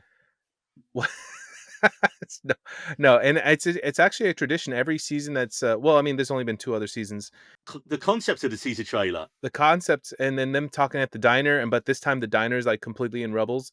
It's really fun, and then including Atomic Eve in this, and just Britta, yes, and it's really fun seeing what them talking about and they're like alluding to things, and I love how they respond to fan Yeah. interactions. It's just so good, and so the biggest thing I think for me personally is the fact that they're bringing in the Grand Regent Thrag in season 4, which is a huge character, and the voice actor is Lee Pace, and I'm like, Oh, that's gonna be nice. so good. He is such a good like when you watch Guardians of the Galaxy and you see his character, that voice, the way it just gets really deep and menacing. Jose, just watch Foundation. It's his show, and he's amazing in it. Yes. no, Pushing Daisies, guys, Pushing Pushing Daisies. Actually, Daisies. I've Daisies watched well. a couple episodes of Pushing Pushing Daisies. Daisies. It's really Guys, heartbreaking. I have it all I on love that DVD. It's show. the greatest Mhm. loss. So Yeah. underrated. And he was brilliant in *Halt and Catch Fire* as well, which is What? 80s tech comedy, which not And tech drama, sorry. if you've very few people have ever seen it, but Karen Gilliam, also from Guardians of the Galaxy, wrote and directed. I don't know. I think she wrote and directed the film. Definitely directed it. A film called The Party's Over, and he stars in Uh-oh. that with her. She stars in it. It's a very depressing movie about being depressed in Scotland, but they are both just astonishingly brilliant in it. Him especially, and I Does just he would do a never. Scottish accent in it, or is he just? No, he's playing with Okay. an English accent, I believe, or maybe American. It's very natural, but she does her full Scottish accent, and I will just never miss an opportunity to recommend it. It makes me so sad she's never done a follow up because it just didn't get traction. But please seek it out. Can I get you to sell me on Invincible? Because I watched the first season, really enjoyed it, and then just didn't care to watch the second season. I watched the first 10 minutes of the first episode 3 times and just didn't care. And then I read loads of reviews saying it was quite bad, and I never went back to it. So can you sell me on getting back in? It wasn't bad. What it was is, I think people generally lost interest because they split the season in 2. Yeah. And so we had like 4 episodes, 3-4 months later, another 2 Mm. episodes, and we just forgotten everything that happened. And Yeah. it really, and even even the makers of it said, look, when season 3 comes out, you're getting it all in one go every week, back to back. And Yeah. I think it just lost momentum. It's not bad in any way. Like, I think it takes a story on, it goes in interesting ways. I do think it's a really good show, but I just don't know. It's just weird one, that, like we said, that it doesn't kind of permeate fandom Mhm. except for when it's on. It just disappears. And And Like it's Avatar. honestly really well done characters, and there are repercussions if a character dies, they die. There is no returning back. It's the antithesis of comics where, oh yeah, like, oh, they'll come back, don't worry. But I mean, I come a little biased because after the first season, I was looking into the comic, and I found out where it goes by accident on YouTube because I was like, oh, let me look at the comic characters and their history, you spoiled and I yourself. spoiled But then myself. in a way, Yeah. but that's good because it's actually made you more excited for where it's going. So Exactly. So I swings and feel like there's roundabouts. a lot of great potential in this series that where the character honestly season 2 does get better, and I've heard from people who watched it all together that they didn't see any quality dip. So I think it's just that big gap was what dropped a lot of people in interest. But yeah, it's just a really well done cartoon. And granted, if you're a cartoon snob, there are some episodes where the animation is not very great. But then at the end of the season, you see, oh, this is where they put the budget. Because at the end of season 3, there's an amazing Set battle. piece. Just say set piece. Yeah, and the quality of the animation is just so much better. It's just ridiculously night and day between like the regular season and smaller episodes. So it's something that I think you watch it and it builds up, and it's definitely a great payoff by the season 3. Still on superhero stuff, Lanterns, Mhm. my TV show Yeah. pick. coming out, rumored spring 2026. So if we banish the Ryan Reynolds film from our minds, as I'm sure he also wishes he could, I like that film. the Hey, he's most got his recent, wife from that, in fairness. Wife and many children. I was literally about to say that's the best thing you could say about the original Green Lantern film is he met his wife on that film. I mean, a bit I didn't think it was controversial, the bad. couple right now. They're a controversial couple, and also I think he was still married to Scarlett Johansson at the time. So actually, it was all a mess. Yeah. Oh. Mm.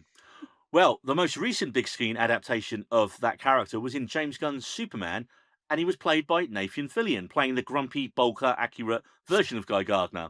Now, if you're unfamiliar with the Green Lanterns, I actually read one of the big trade paperbacks on a long flight once and just devoured the whole thing over about 7 hours. So I kind of I got the famous fridging one and everything. I was like, oh, this is the one that people warned me about. So if you're unfamiliar with the Green Lanterns, they're essentially an intergalactic peacekeeping team that picks worthy members from all over the universe, and then you are given a ring that gives you cosmic powers. And there are quite a few human lanterns in the comics, and it looks like we're getting all three of the most well-known ones in this show. So you've got the aforementioned Guy Gardner, played by Nathan Fillion, also Carl Chandler, playing Hal Jordan, a former test pilot and legendary lantern who is nearing his retirement age, and then they're joined by Aaron Pierre's John Stewart, who Jordan is training as his potential replacement. And also rounding out the cast, you've got Kelly MacDonald, you've got Garrett Dillahunt, Laura Linney, and Paula Patton. So bar even the fact it's just a Green Lantern TV show with James Gunn behind it, I'm in already. Yeah. But it's Damon Lindelof of Lost, The Leftovers, and The Watchmen behind it as Oh, well. yeah. And no matter what you think of Lost, Leftovers is a masterpiece, and the Watchmen TV series is also a masterpiece. I wanted a And couldn't get sequel. through Watchmen. I gave up. It's not an easy watch, No. but I did. If Yeah, you read the it's, comics, you enjoy it more, I would say. I think I was just still so traumatized about how fucking appalling the movie was. I still it's been 15 years, and I want my Ooh. refund. I No. want my refund. Whoa. And yet- Controversy. Oh, A lot of if, people- if you want to do an hour podcast, get me on that. Like, no time. Again, I never read the comics, so I'm good with the new source material. Damon Lindelof is one of the main showrunners on this and writers, I believe. And the show is being pitched as a true detective style murder mystery with a bit of slow horses. Again, who watches slow horses? No. No, I know. Even the other Well, two. My friend that doesn't really watch TV thinks Slow Horses is the best thing ever made, and she's so angry at me that I don't watch it. So Yeah. there's That's people what out I'm there. like. That's what I'm like with the rest of the podcast. To be fair, yeah. There's just so much to watch.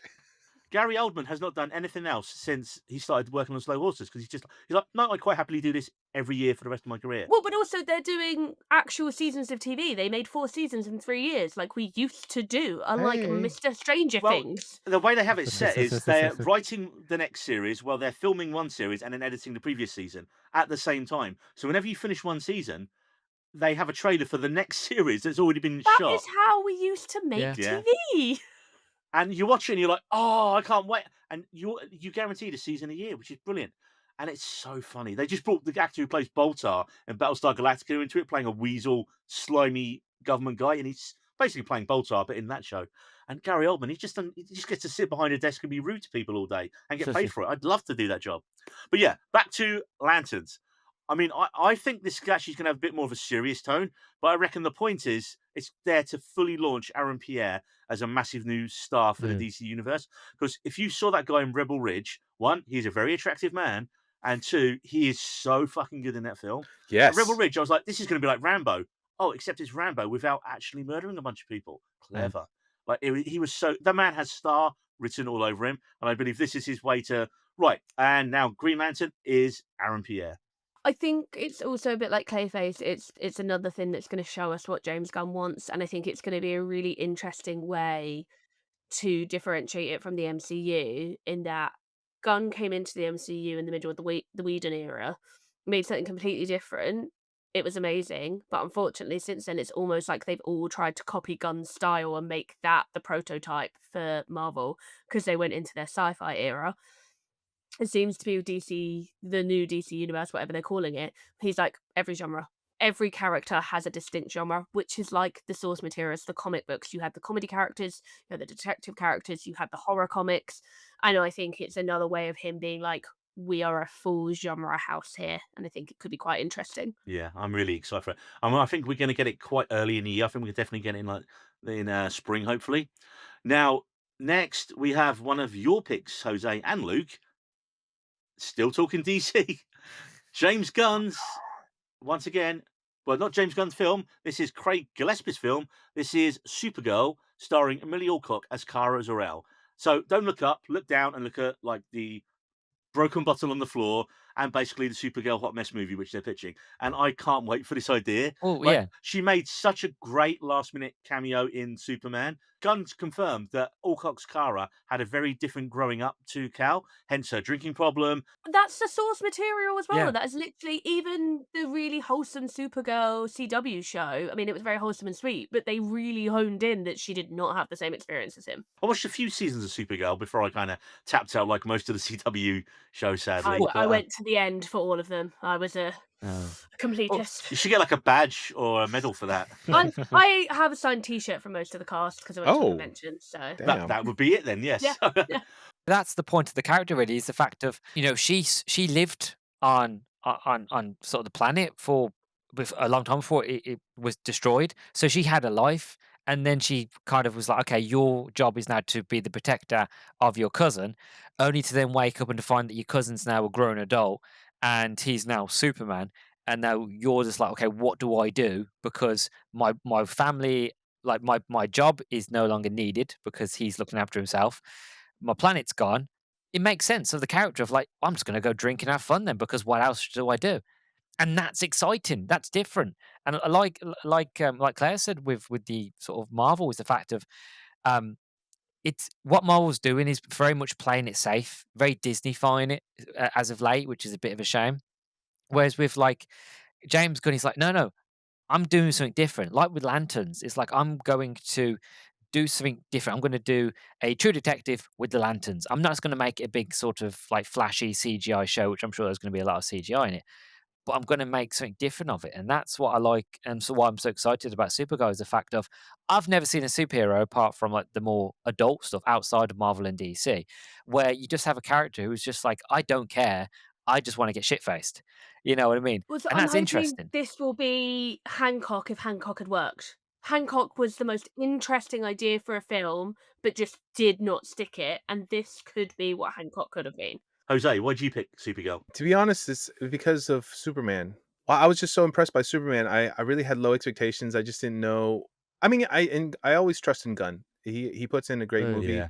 and I knew it was going to be entertaining. But something about the way that he portrayed Superman just really lifted my spirits, so to speak. And then also that behind the scenes clip of him talking to David Cornsweet about that final scene and giving him all that motivation, and it really shows you what he's trying to emphasize with the movie. And I think because of that, I really turned around on Supergirl. I feel like these movies aren't just like, honestly, on sadly, like Marvel has come, like we've said, they're just kind of playing it safe, and now these movies are showing themselves to be more meaningful.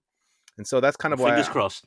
yeah, honestly. But I feel like with James Gunn saying we finish the script first and then we make the movie, I think there's a lot more promise than, a lot of these other movies that are just kind of like CGI fests. I'm quite excited. I didn't realize you mentioned Craig Gillespie, and I was like, where do I know that name? And I just googled him, and like I, he's Tonya. done some.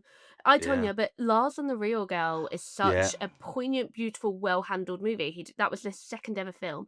He did Cruella. Say what Yeah, you want about the great. I Disney love live that film. actions; they're a mess, but Cruella is brilliant, and Yeah. he. It's hard to get a bad performance out of Emma Stone, but the performance he gets is like amazing. He is he seems to be a director that knows how to work with women. So putting him with Supergirl, I think that I am excited now. Also, this has Jason Momoa coming into it, Lobo. doing a Downey Jr. Oh because yeah. he's returning to the DCU as a different character, and he's playing Lobo, who I know nothing about. But He's pretty much the only one that escaped the DCEU Yeah. unscathed, and I Yeah. think it's because he was just there to have a good time. Even though the last Aquaman wasn't good. But he was fun. He was I fun, just but wanna it watch wasn't it. good. Yeah. No, it was Right. terrible. But The next film is one of Claire's picks, and it's from the festival circuit, and we're still waiting for a general release over here. And that film is If I Had Legs, I'd Kick You, starring Rose Byrne as a new mother going through, well, the shit, basically, from what I can gather. Yeah, and it's garnering a massive word of mouth, and I think we could be looking at a potential Oscar nod for Rose Byrne here. I mean, I love Rose Byrne in pretty much everything. Spy, she steals the film. And then Yes. when you do get Apple TV back, Claire, she's got 2 shows on there now.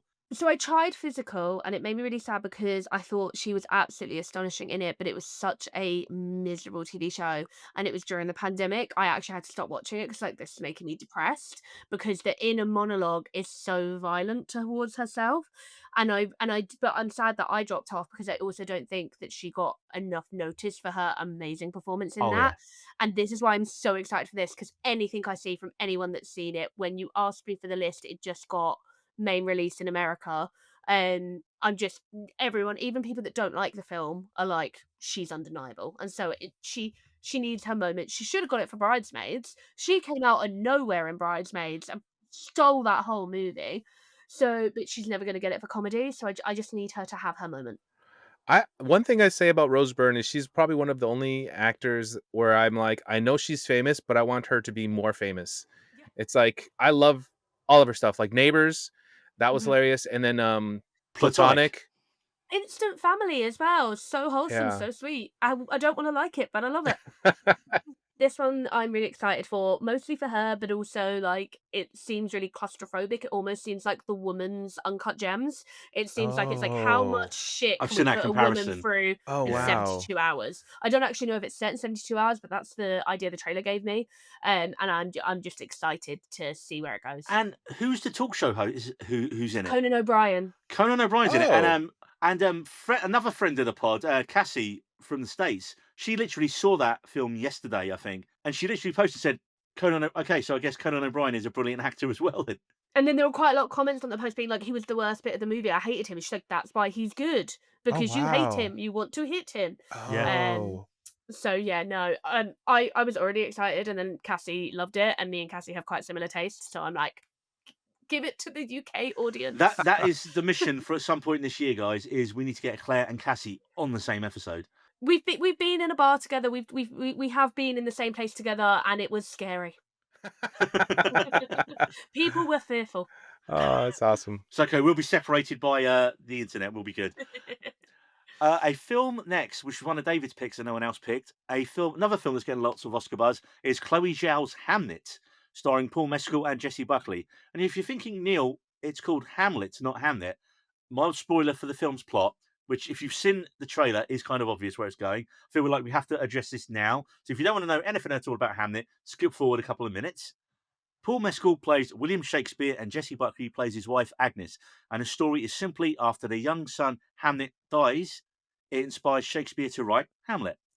So once again, this is going to be Mescal emotionally traumatizing us. We've had daughter trauma with After Sun, we've had boyfriend trauma with All of Us Strangers, and now it's going to be dad trauma with Hamlet. I believe David said when he saw this trailer, he did not make it through it. But he also has a toddler, so there you go. Aw. It was I missed it at London Film Festival as I was away when it screened, but it featured on like almost all of the top 5 lists of Film Fest. People absolutely went mad for it. People were crying everywhere. I think it will be popular. Does he ever play happy characters? No, never. I'd like to see someone custom in a comedy. I think it would be very against type. I don't know if he could do it. No. No shade, he's good, but I think No. he knows his niche. Yeah. No, mad respect, go for it.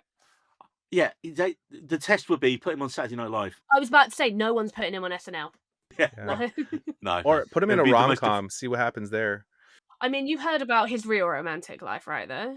No. No. Oh my god, okay. So he managed to date 3 different openers of Taylor Swift Eras Tour throughout the length of the Eras Tour. So, like, What? he was just going through them. Oh damn. There was a great rumor, completely unsubstantiated. Someone posted on Twitter a couple of years ago that basically he goes around London and does one night stands. No shade. People I do you. mean, But he then in the morning, he's like, let's go get a coffee, and walks him through, I believe it was Regent's Park. And then just halfway through the walk to get the coffee in Regent's Park, he'll just turn around and run.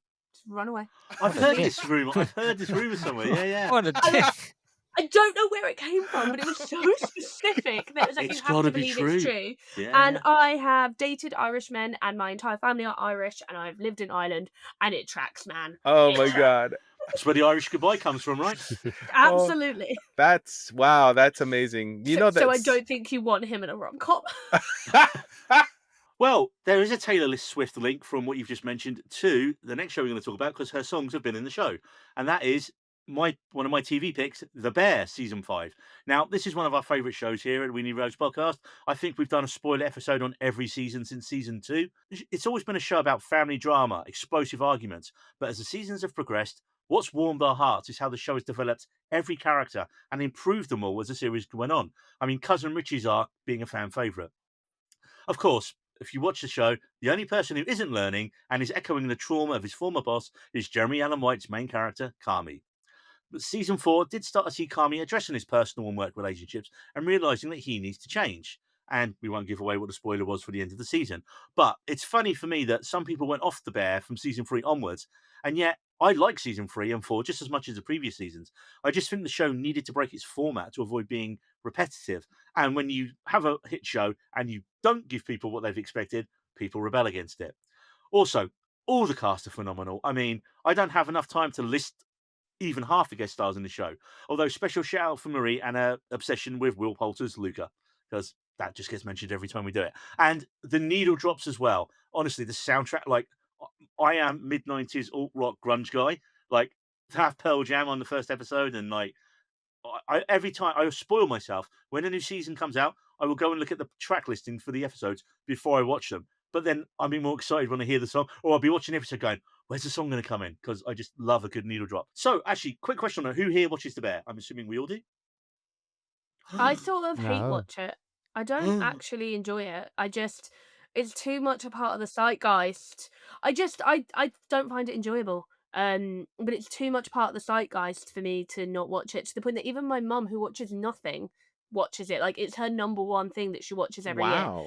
My She dad really watches it with loves me. Yeah. it because she enjoys how stressed they all are, because she has had a very stressed career. So she is able to, she thinks Kami's amazing because she's like, but I've been that stressed person. My mum is a vet. I'm Ah. like, Mum, you're literally holding what could potentially be like a woman's lot. Like, I'm a cat mum. Like, I don't have kids. You kill my cat, that's gonna ruin my life. He's making a fucking pasta dish. It's not the same. But yeah, no, I sort of hate. I watch it very slowly, kind of against my will, and also because there's so little TV, like long form TV anymore. It's just nice to have something that comes out every year. I am interested, based on the ending of season 4, to see what happens in season 5. I personally, I just actually want more content. I want them to actually be running the kitchen. I want to see them doing their jobs in the restaurant. I don't need any more montages. Gotta have a Yeah. montage. I think it should be the last season of the show, and I think it's going to be.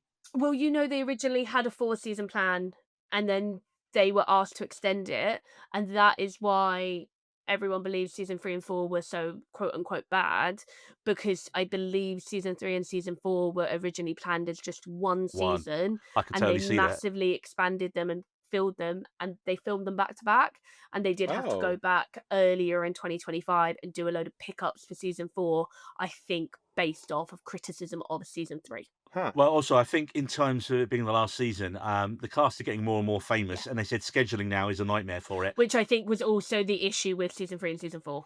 Yeah. And do you know what? The thing is, you do look at the way the show's gone, every character's improved except Kami.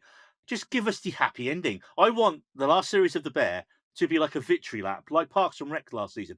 Parks and Rec was never supposed to get that final season. And they went, okay, let's just see what every character is doing in the future. And I Ironically, loved Parks it. and Rec, top 5 show of all time. I do think that final season's a bit of a nightmare and a mess, and I think they almost ruined the legacy of the show.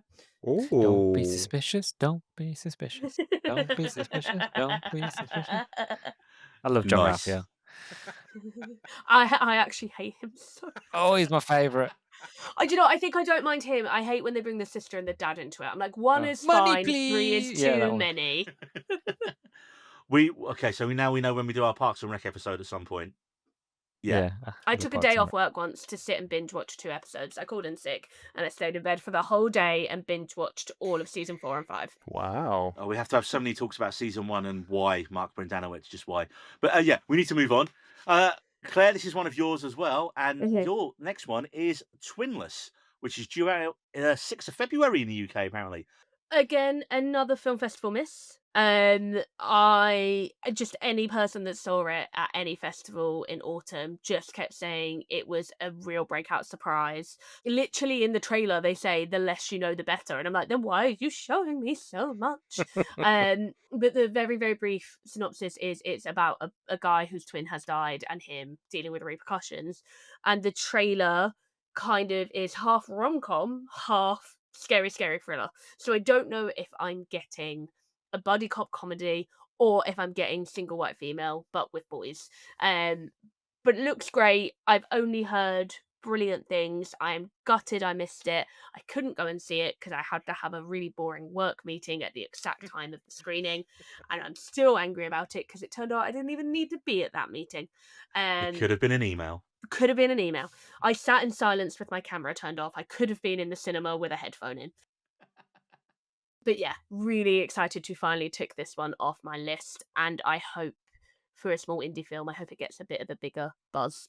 Yeah, it's a proper like American indie feel to it, isn't it? Mhm. It's billed as a psychological black comedy, and it's written and directed by a guy called James Sweeney, who also stars in it as well, I believe, alongside Dylan O'Brien. And see, I never saw The Maze Runner or any of that stuff. Mm. That just Oh, passed love me the by. Maze Runner. The first thing I saw him in that I loved was Love and Monsters on I Netflix. love Oh, that yeah, film, it's so that's good. Such a good. good. It So has good. one of the best dog performances of Mhm, all time mhm, in it. Yeah. mhm. That dog literally saves his life 3 or 4 times in the film. He would just get eaten by monsters otherwise. But I love that film. And that's the first time I kind of really saw him. Next up, Luke, one of your picks, and you were the only person to put this on your list. And this is Yeah. out May 22nd. And this is Star Wars, The Mandalorian. I literally wrote Mando and Grogu like I'm an Australian. Yeah, Mando. same. But yeah, everyone's favourite green Jedi puppet and 70% voice acting role by Pedro Pascal is coming to the big screen this year, written and directed by Jon Favreau. Now, look, the writer's strike delayed plans for season 4 of The Mandalorian, and apparently the idea was just going to rework that into a film. So the simple premise is, and I didn't even notice till I researched this, so the trailer didn't really give it away, which is good. The New Republic enlists Din Djarin and his apprentice Grogu following the fall of the Galactic Empire during a period where remaining Imperial warlords threaten the galaxy. Joining the cast, only 2 new people I can think of, it actually really mentions is Sigourney Weaver, yes, Sigourney Weaver in Star Wars, playing a colonel of the New Republic, and inexplicable casting, Jeremy Allen White as Rotter the Hutt, the son of Jabba Yeah. the Hutt. Um, okay. What? Look, He Yes. can't voice act. no, he Why are can't. we doing this? Here's Why the are we thing. doing this? I'm going to start negative and work my way to a positive. I am a huge Star Wars fan. I really am. I love Star Wars, and anybody will agree with me how diabolically wrong it is of Disney that we haven't had a decent Star Wars movie in years. That every somewhat decent sounding Star Wars project that there is going to be keeps getting cancelled or it's in development hell, and then we get. I love the Mandalorian. I have really enjoyed it, even like the last season, which a lot of people have negative things. I really enjoyed it, but I am so annoyed, and it makes no sense as to why I chose it. But I am so annoyed that we haven't got a decent movie in ages, and they go, "Oh, we've got a new project, a movie. It's a TV show," and I'm like, "No, it should be leave it as a TV show. I want to see a new movie." To be corporate bitchy girl, Yeah. do you not think that potentially they paid for that window like 5, 6, 7 years ago? They paid for that spot. They beat everyone else out of that week release spot. Then they cancelled all the good shit and they were like, we need something in there. And they're like, everyone fucking loves Grogu or Baby Yoda or whatever. Get him in, get him in. Basically, more than likely. And the Yeah. reason why I chose it again, and the reason why I chose a lot of the movies on this list is out of pure curiosity because I'm like, what's it going to be? Because I saw the trailer and I'm like, this just feels like a long episode. I don't know where this is going to go. I don't know Yeah. what they're going to do. I've not seen the trailer, but I saw a tweet that said that seeing the trailer on YouTube and then seeing it in the cinema made it look even worse. They were like, seeing the trailer in a cinema makes it even more obvious how this is absolutely a TV show and not a movie. And that's my worry. So this factor. So like that's the negative side of it. The positive side of it, yay, more Star Wars. But it's like the fact of, but it's not the Star Wars that I want. I think they're currently doing the last Star. Is it Last Starfire? What's the one that's being done recently with With Ryan Ryan Gosling? Gosling? Starfire. Yeah, Ryan That Gosling. looks interesting because it's an original story. It's an original. It's made to be a movie. It's not a TV show.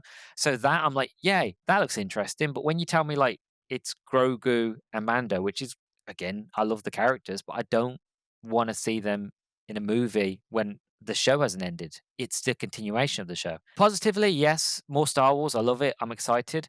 But negatively, like it just really aches me that Disney have just really destroyed something that I love to the point of it's not even a franchise anymore. It's just a way of making money. Which again, you said any franchise, but all they're doing with Star Wars is just, oh, we've got this new theme park, we've got this new toy, and I'm like, but what about the stories? Ah, I'd forget about that. Money. And as a fan, it kills me. The thing that gives me hope about this is it's Jon Favreau. I Yeah, do believe in Jon Yes. Favreau. I I do Yes. do. I trust him with do. Jon Favreau. The only thing that could make me more happy, I really wish they'd let Bryce Dallas Howard do it. The Yeah. best episodes Yes. of the Yeah. show have all been Yeah. directed by her. Why the fuck, unless she doesn't want to do it, why hasn't she been given Mm, the opportunity to direct a movie? Because her Star Wars work is yeah. brilliant. Mm. Maybe she just doesn't want it. Maybe she likes the casualness of directing TV. But I have mild faith in Favreau, Yeah. so I will see it, but I'm avoiding all of the trailers where possible. What I like from the trailer is it doesn't really tell you anything about the film. It's just a couple of mood pieces. You're like, you want to see Grogu doing his Grogu-ness, and that's basically all the trailer is. So you don't really have a story. You don't really get any sense of what the How many story is. snacks does he steal? Well, did you see the poster of this? He The was in poster it. was Oh. awful. He was in it 8 times. How many times do you need Grogu? It's like just like they forget. It's like the name, picture here. He's here. He's here. He's here. He's here. I'm like, so ridiculous. Or are they gonna? Oh my god, are they gonna find his Grogu family? And is it gonna be the Grogu show? The I know. Grogus. Well, from a younger skewing sci-fi film for kids to something you should definitely not take any children to, and that is Emerald Fennell's third film, Wuthering Heights, which is out. It's our big February 14th. I forgot what the day is on February 14th. Valentine's. Valentine's Day. Valentine's Day. Day. Good God. It's a great date movie.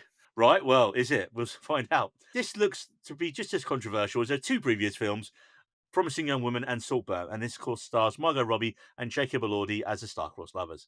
There already is a bit of controversy around the casting of Elordi because he's white and the novel describes him as dark-skinned.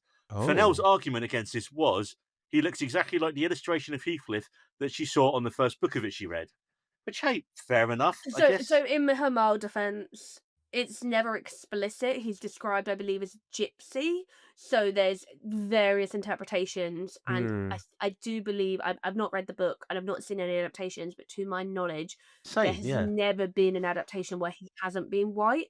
I think that's also why people are mad that, like, if you're going to adapt something that's been adapted so many times, do something different.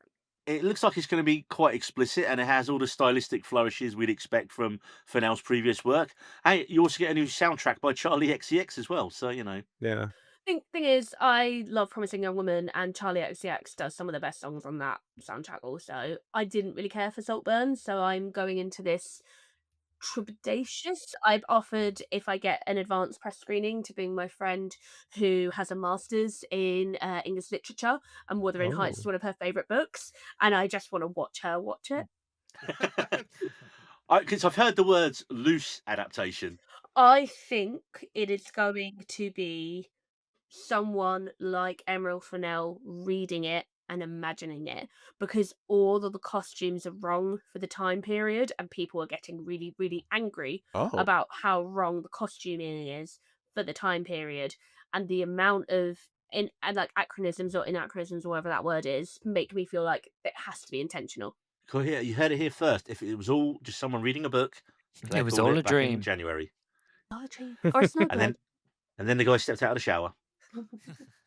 And next up, we have your final, I think, TV pick, Claire, and that is Yellow Jackets season 4. Now, I, like most of the planet, absolutely adored season 1 of Yellow Jackets, and then I thought it was kind of in a holding pattern season 2, and then it improved more again in season 3, but not enough. Like when the season 1 was out, I had to see it as soon as possible.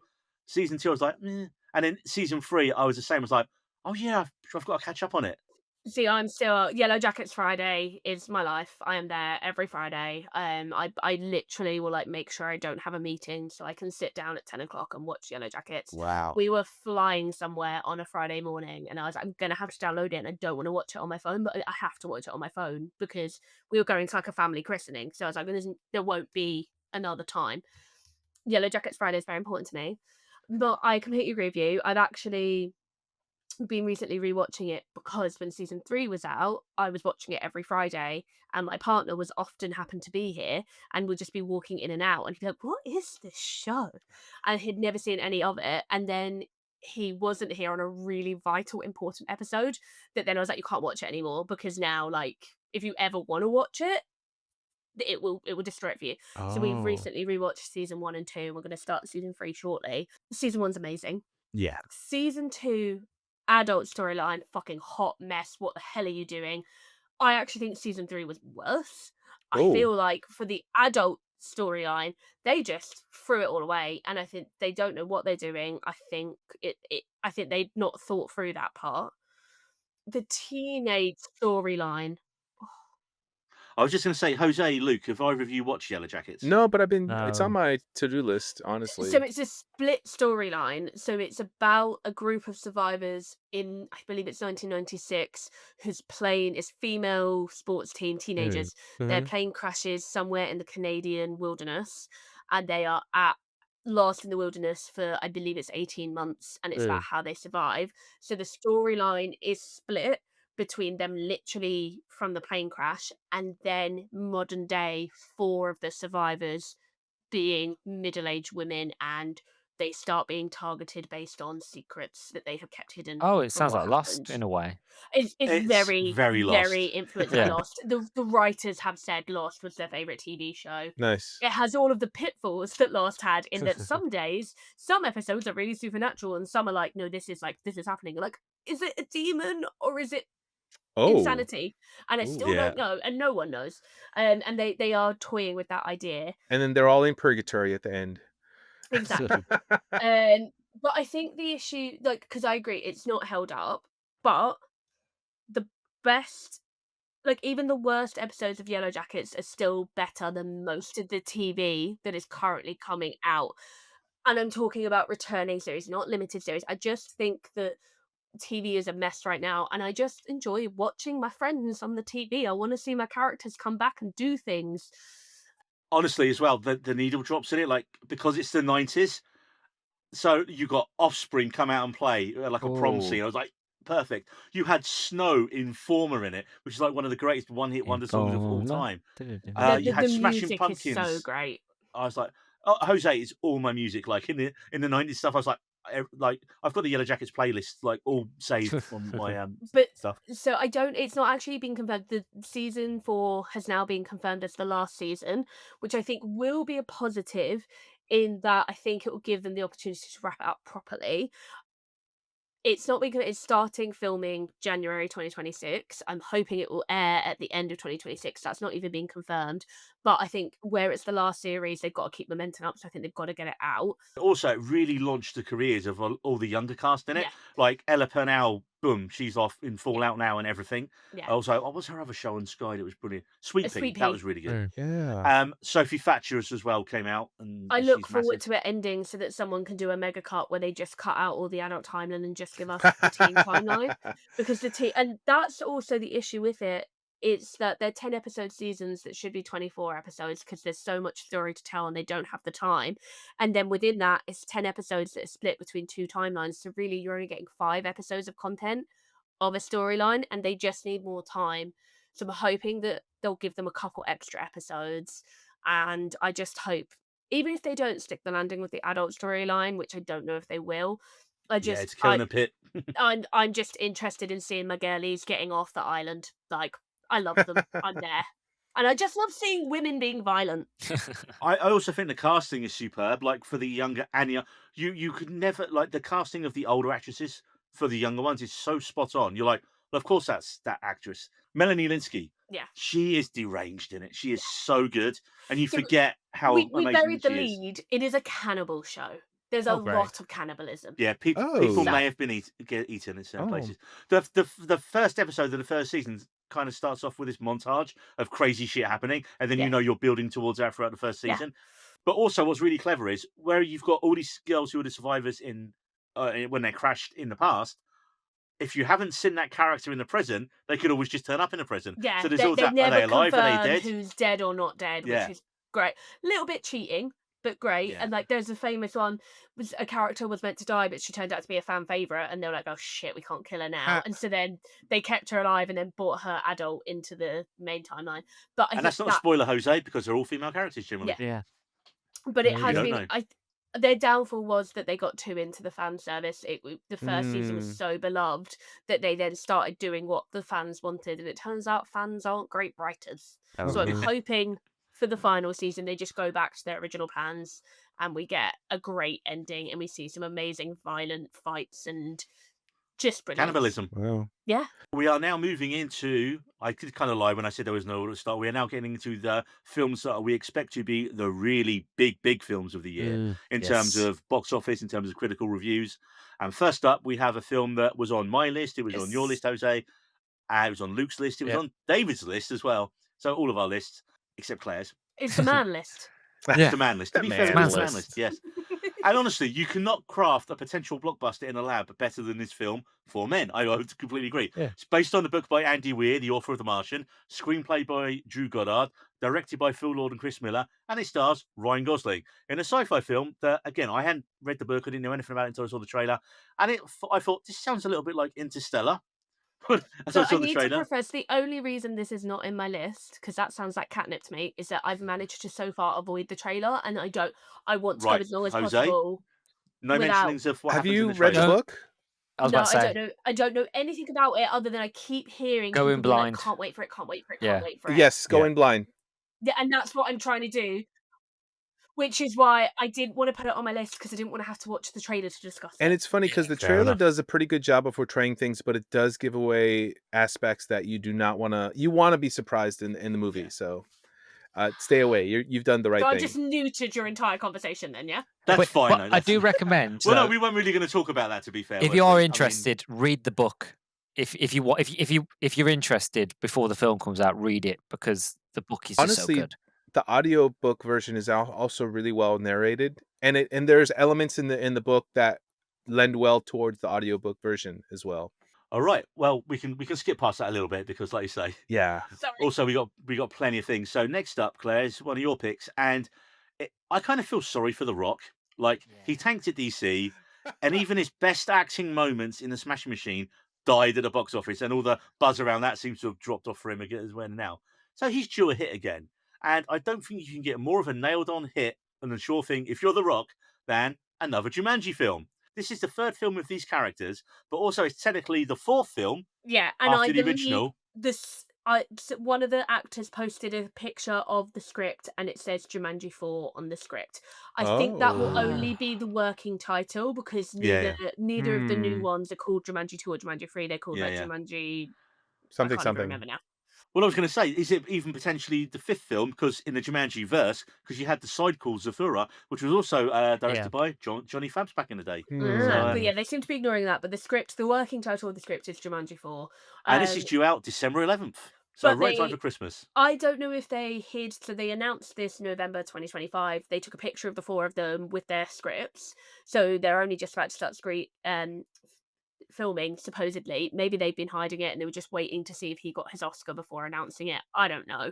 But nothing is known about it. But I just really enjoyed the other two. I think they're great fun. I love all of the cast. I want Karen Gillan to have the world. And please, for the love of God, somehow find a way to bring the TV show Selfie back. But I really love it. And then I went to see the original Jumanji very recently at the cinema in a 4DX experience where your chair like throws you around and oh my God, like best experience ever. I'm not down for 4DX, but what a movie to do it for. If you ever end up having that opportunity, we were crying with laughter. It was so much fun. So yeah, again, similar to how I started with Super Mario, sometimes I just want to see fun at the cinema and eat some popcorn and have a drink and come out smiling. Do you have any theories where you think it's going to go? So we've done video game, like Nintendo. Have we done mobile game yet? No. Could be a pay-to-play mobile game. Could be. Maybe. They are in the That'd be real interesting. world, aren't they, technically? Yeah. So, yeah, maybe. Well, yeah, because it's been a bit of a while. Because they are. I always think of it as the four main stars, but actually, Yeah. they're not the characters. They're No. the avatars, Yeah. and it's the teens that are the main stars. So maybe one of the teens has gone to university and they've created an app and they put some bad juju in the app Oh, now- love that. Love that. Because, like, in the original story of Sephora, because this is how much of a nerd I am, they actually do find Jumanji, but one of the kids is like, "This is boring. This is crap." So the game Yeah. Let's changes play. itself to Yeah. Sephora, and Wow. yeah, so it could be like that with this. What I'm interested in, obviously, we know nothing about this movie. Now that we know after the second film or the third film, that when that ends, that they're in the real world, I'd like to see The Rock be Greystone. I would like to see that version. I'd like to see all the characters because played themselves, not somebody playing them, and then have that interaction that'd of be like, clever. oh, I played you differently. That's not how I expected you to be. Like, I mean, that sort of thing. It's a Wow. great be idea, interesting, but yeah. it's so far away from what I expect we're probably going to get. Probably I not. think No. they're going to too play pretty meta for a safe. Yeah. mainstream audience, and these Yeah. are again one of the few films that still make mega money. Wait, you could still have The Rock be like Greystone douchey bloke. Yeah. I mean, I just want to see what more Jack Black can give us. Yeah. Oh God, yeah. Him Love and Jack Black. yeah, with this and Super Mario, Anaconda as well, which just came Oh, out recently Anaconda. I as Yes. forgot well. about that. Yeah, Oh, what a great film. yeah, yeah. I'm actually very excited for that. I should have put it on my list. No, it's come out, Jose. It's come out. You've seen it already. Remember? Oh, we'll cut that. I was going to say as well on Karen Gillan briefly. Did you see she posted a picture of herself in costume holding her toddler Yeah. and going, Mummy, yeah, you get to spend your first birthday with Ruby Roundhouse today. Oh, that's so cute. Also, actually, on the Karen Gillan thing, it's a film that didn't make the list that we forgot about, and I'm not even sure it's going to be finished this year. The Highlander reboot with Henry Cavill, Oh. Dave Yeah. Bautista. They've also cast a current WWE wrestler who's Scottish and massive, who's really good on the mic. He's really charismatic to play his brother in it, and Karen Gillan is in it. Well, this is brand new information, and now I am excited. Is And Jeremy it's been Irons done in it? by I think Jeremy Irons is in it as well. Yeah, That'd and be Russell great. Crowe is in it, Russell playing Crowe, Sean yeah. Connery's role. So I can't imagine what accent we're going to get from him. It'd be the same one he's done in the last 20 movies. Yeah. Pure As long as Connery he method. doesn't sing, we're fine. Well, I wonder because one of the biggest things about the original Highlander is it's all Queen music. What Yeah. band is going to do the music for the new Highlander film? Oh, Franz Ferdinand? No, I was just Right. thinking Oh, I do Scottish. love Franz Ferdinand, though. Would that work? 9 Inch But Nails. No. apparently, that's just Is because there you watched Tron any recently. modern equivalent to any band like Queen, that? The Darkness was probably the best we Realistically, got. I'm just thinking in terms of sales, it's maybe like the Killers, who aren't the right, Ooh, like, Man, Yeah. ilk, but I'm thinking, like, who's headlining, like, Glastonbury and Coachella, and it kind of might be them. That'd be Yeah, I'd cool. be no, happy with just I like Queen them. again, to be honest. Yeah, And to it be probably fair. will be. Yeah. It probably will be. Fucking what's his name with the long hair is after any bit of money he can get. But what was funny is Karen Gillan said, she goes, it's the first film I'm ever going to be in, one of the first films I'm going to be in, where I don't have to do an accent. Oh, I love So, that for her. I love yeah, that for her. she's wanna- very happy about it. I wonder how deep her accent goes, though. Or will she play it up a You'll little? find out when you see Highlander. Well, so if you watch The Party's Over or The Party's Just Beginning or whatever it's called, something like that, she's very thick. Very, very, very thick. Interesting. Yeah. Love that. Next up, it's going to be a great year for Tom Holland once again because he has this film coming out, he has The Odyssey coming out, and this is his fourth solo Spider-Man film due out. And I've done a pretty good job so far of avoiding any plot details or spoilers because there is just shit everywhere online. All I know and all I really want to mention is this is the first non-John Watts Spider-Man film after the massive success of his first trilogy. And I'm sure we're in great hands, though, because this is being directed by Shang-Chi's Destin Daniel Cretton. Does that mean we get a Shang-Chi cameo potentially? so. in it? Come on. Hope so. He deserves his I second mean, film. does. it It's only been too took him long. 10 years. Yeah. Right. But what can we expect? Well, after all the multiverse and magic shenanigans of No Way Home, we found that Peter was all alone after everyone being magicked into forgetting that Peter Parker is Spider-Man, including his best friend Ned and his girlfriend MJ. With the idea now that Peter is going to be more focused on protecting New York from street-level crime. Joining our core three from the previous trilogy is new additions Sadie Sink, who, come on, she's got to be playing the new Gwen Stacy, right? I don't know. I haven't Yeah. searched it. It seems obvious to me. But we also have a Bear reunion as joining. We're going to have John Berthold's Punisher. Frank Castle's going to be in it. But we also have Lisa Collins Zayas, who played Carla in The Bear. So we're going to have those two from The Bear. Imagine if there's like a restaurant, a diner scene with the two of them. I was like, it's going to be like The Bear reunion in Spider-Man. That'd be awesome. And also, we're expecting. We're assuming we're going to get appearances by Charlie Cox's Daredevil because he's a very good lawyer from the last one, and you can always put a bet on Mark Ruffalo's Hulk rocking up somewhere. My only worry is after the massive stakes and just pure brilliance of No Way Home and that scene of the Spider-Men, a smaller street level film might not work as well with audience expectations. And even if that's the intention, we know by the end of this Spider-Man film, most of these characters need to be in some way ready for an Avengers appearance later in the Yeah. year as well. I think it could be an opportunity in that the biggest criticism of the first three films is that he's not Spider-Man, he's Iron Man Jr. I do not subscribe to that criticism, but that is criticism that continues to be levied every single time. Where he's gone back to street level, no one knows who he is, he's not going to have any connections with the Avengers and all of that, could be an opportunity to do Spider-Man, Hmm. Spider-Man. Yeah, Yeah, yeah. I think street level stories are so much better because they really delve into more character based storylines. And one thing that really I didn't see much about Tom Holland with being Spider Man, except for the reveal of the costume, and then a few pictures on set. And something that I really enjoyed was that he has these web shooters that are more what he would probably be able to make being no budget and whatnot. So he's still intelligent enough to make this web shooters, but he doesn't have the technology that Tony Stark provided him. So I think just that balance of like being more practical in the sense that he's a street level guy, it really looks like they're taking time to think about stuff for him. I'm really excited for this film. But like Neil, I am kind of worried. The two worries that I have is one, the hand holding. So like it made sense for the first three movies. Like in the first movie, Tony Stark would be like looking after him, teaching him things. Second movie, Mysterio. And then in the third film, you had the other Spider-Man. And by the end of that, he learned how to be finally Peter Parker, which is brilliant. It works those films. But now they're on about saying Mark Ruffalo's the Hulk is going to be in this, and he's going to be helping and teaching Spider Man. And I'm like, but I don't want that because now this movie should be okay. Now Peter Parker is Spider Man. He is the adult. He's no longer the teenager. He's the adult. He's more veteran. Um, and that's a worry I've got. Also, I've got a worry that this movie's a bit too packed. We're Mm. potentially going to get the Hulk. We're going to get the Punisher. We're going to get all the villains as well. Scorpion's meant to come back from the first Spider-Man movie. You've also got Tombstone. You've got other sort of rogues gallery, which is brilliant. But it's a fact of okay, who's the villain? What's the story? And then you've got all this stuff, and then how does it link into Doomsday and Avengers? So there's things I'm looking forward to. And I'm excited for. I just don't want it to be like Sony, where it's like, oh, let's just put everything into it because Do you know what I'd love to have the film as normal? It plays out. Do you know what I'd love the end tag to be in it? I've just thought of this now.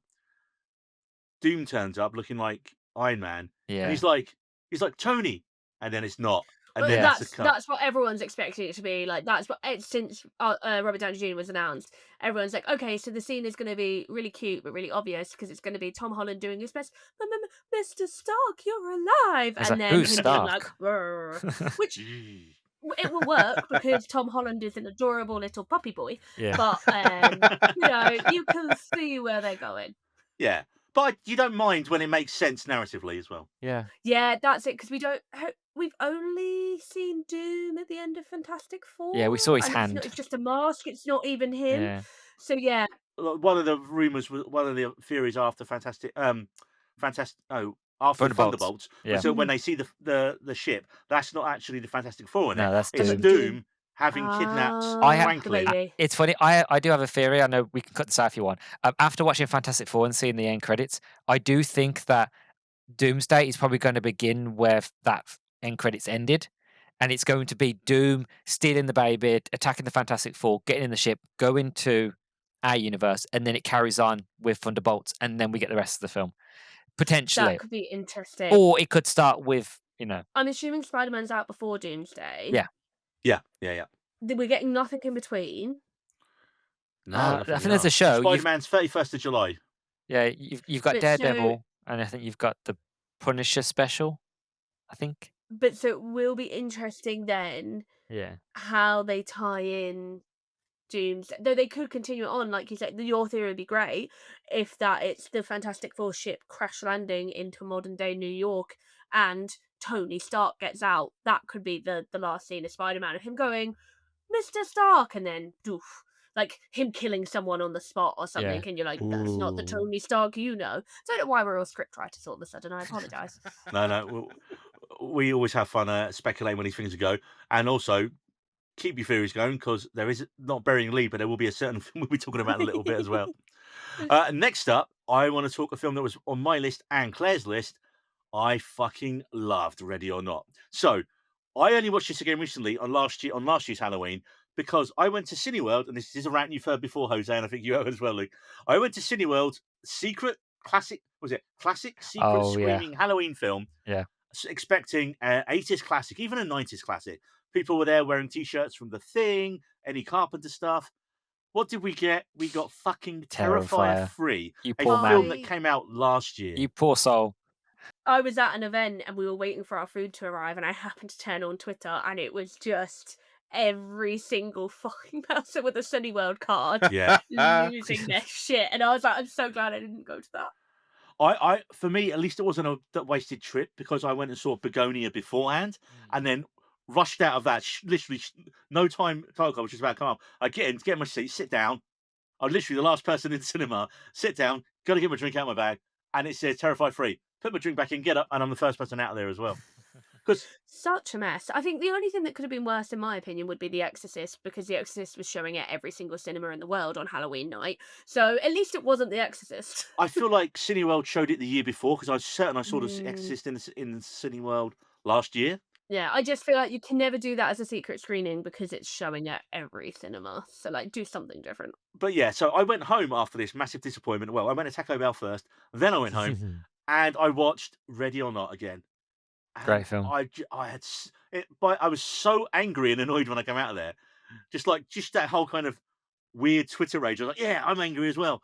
And then I put Ready or Not on. I was like, and phone goes away. Let's just enjoy Samara Weaving being bewildered and murdering people. Yeah. I mean, directed by the Radio Silence guys who went on to do Scream 5, 6, and Abigail, Ready or Not saw Samara Weaving's Abigail. Grace marry into an uber-rich board game family and then suddenly have to survive an all-night game of hide and seek as her new in-laws try to murder her. Weaving was brilliant. Adam Brody was sleazy. There was horrific violence. A small child gets punched in the face. Yeah. It was very, very funny. The idea is the sequel is going to start right at the very end of the first film. And it's also going to add many actors the directors have worked with recently. So you're going to get Catherine Newton. You're going to get Kevin Durand. For some reason, David Cronenberg himself is going to be in it. Wow. But it's funny because he has done cameos before. We're He getting was in Sarah Michelle Jason is- Gellar. Yeah. Oh, I was building up to Sarah Michelle Gellar. She's going to be a villain. She has to be a Has villain. to be. She's so good as So villain. from the very small bit that I looked at, because there's nothing about this online. The only thing that I'd seen was the clip of Samara Weaving and Catherine Newton saying Laying on the crap. ground with a slate. I Yeah. know. I was like, oh, I didn't realize Catherine Newton was going to be in it, and I adore Catherine Newton, so I was so excited when I saw that. So I then went on the thing and spotted that she's playing her sister. Everyone else seems to be from the same family, other than those two. Yeah. So I Oh. wonder if it's like cousins. Mm. Because like Well, all of my my greater family, we all have separate surnames. So I do wonder if it's same family but one removed. Well, it's I think I saw the same bit of info because it Mm. says the rumor is that Newton's going to be playing Grace's younger sister, who is called Faith. How can you not have a Buffy Faith joke in this film Oh. if you've got Buffy herself in the cast? Right, there needs to be some kind of play on that for sure. But yeah, most of the other characters seem to be the new family called the Danforths. So again, and as I say, having just recently rewatched the original, we were speculating on this in the group chat at the time because I was basically live tweeting to the WhatsApp group as well. And Jose was like, have you seen it? You hadn't seen it. And he was like, you're ruined. I was like, dude, it's been out too many years. Dude, I have seen But it. yeah. Oh, you have seen it. You I hadn't seen love it. Wait, we'd all seen it. I was why saying, people... no, I think, was it Marie hadn't seen it? Oh yeah, but she doesn't watch horror films, so it's No. fine. It's Yeah. fine. She was And like, no, you can remember. And I was like, it's not really that horrific, it's It's fun. more Oh, it's gory. so fun. Yeah. So It's so fun. Yeah. fun. I was speculating at that time. They do mention that there are other families who made similar deals to the Leatherdomus family in the first film. So my guess is it's going to be the Danforths will be the other rich family. It's just, I suppose, the only way into it is, do they decide to go after them, and her sister pretends to marry into the family to go after them, maybe? And they're But like, why would they hunting go down after these them? families. To hunt them down, Jose? I Because don't know. I it's don't know. because we need That's a good we need a idea. sequel. The interesting thing, though, you just said it does pick up right at the start of the end one, supposedly, is that one clip that we've seen of them saying it's a wrap. Samara Weaving is wearing the wedding dress from the first film, but perhaps it's just one small scene at the start of the second movie. Because I was like, oh, is this picking up right where it left off? Or is she getting married again? Are they going to make a business of going after all these demon things and getting all the money? Well, yeah, because I mean, I suppose that'd be the first thing, right? You've just survived the night being hunted by your in-laws, and you're covered in lots of gore and viscera. What's the first thing you do? You call your sister to come and pick you up, right? Yeah. So, Well, but then there's also going to be some elements there because the first film definitely implies that she doesn't have any family and hates her family. So it will be interesting. oh yeah, Mm, sibling okay. rivalry, Where is this sister coming I from? forget But what then time also period was this based on. modern day. Modern day. It Modern day. was. It felt It's just so that it's just that they're uber rich, and so uber rich people have like fancy shit. Old stuff. fancy Yeah. houses.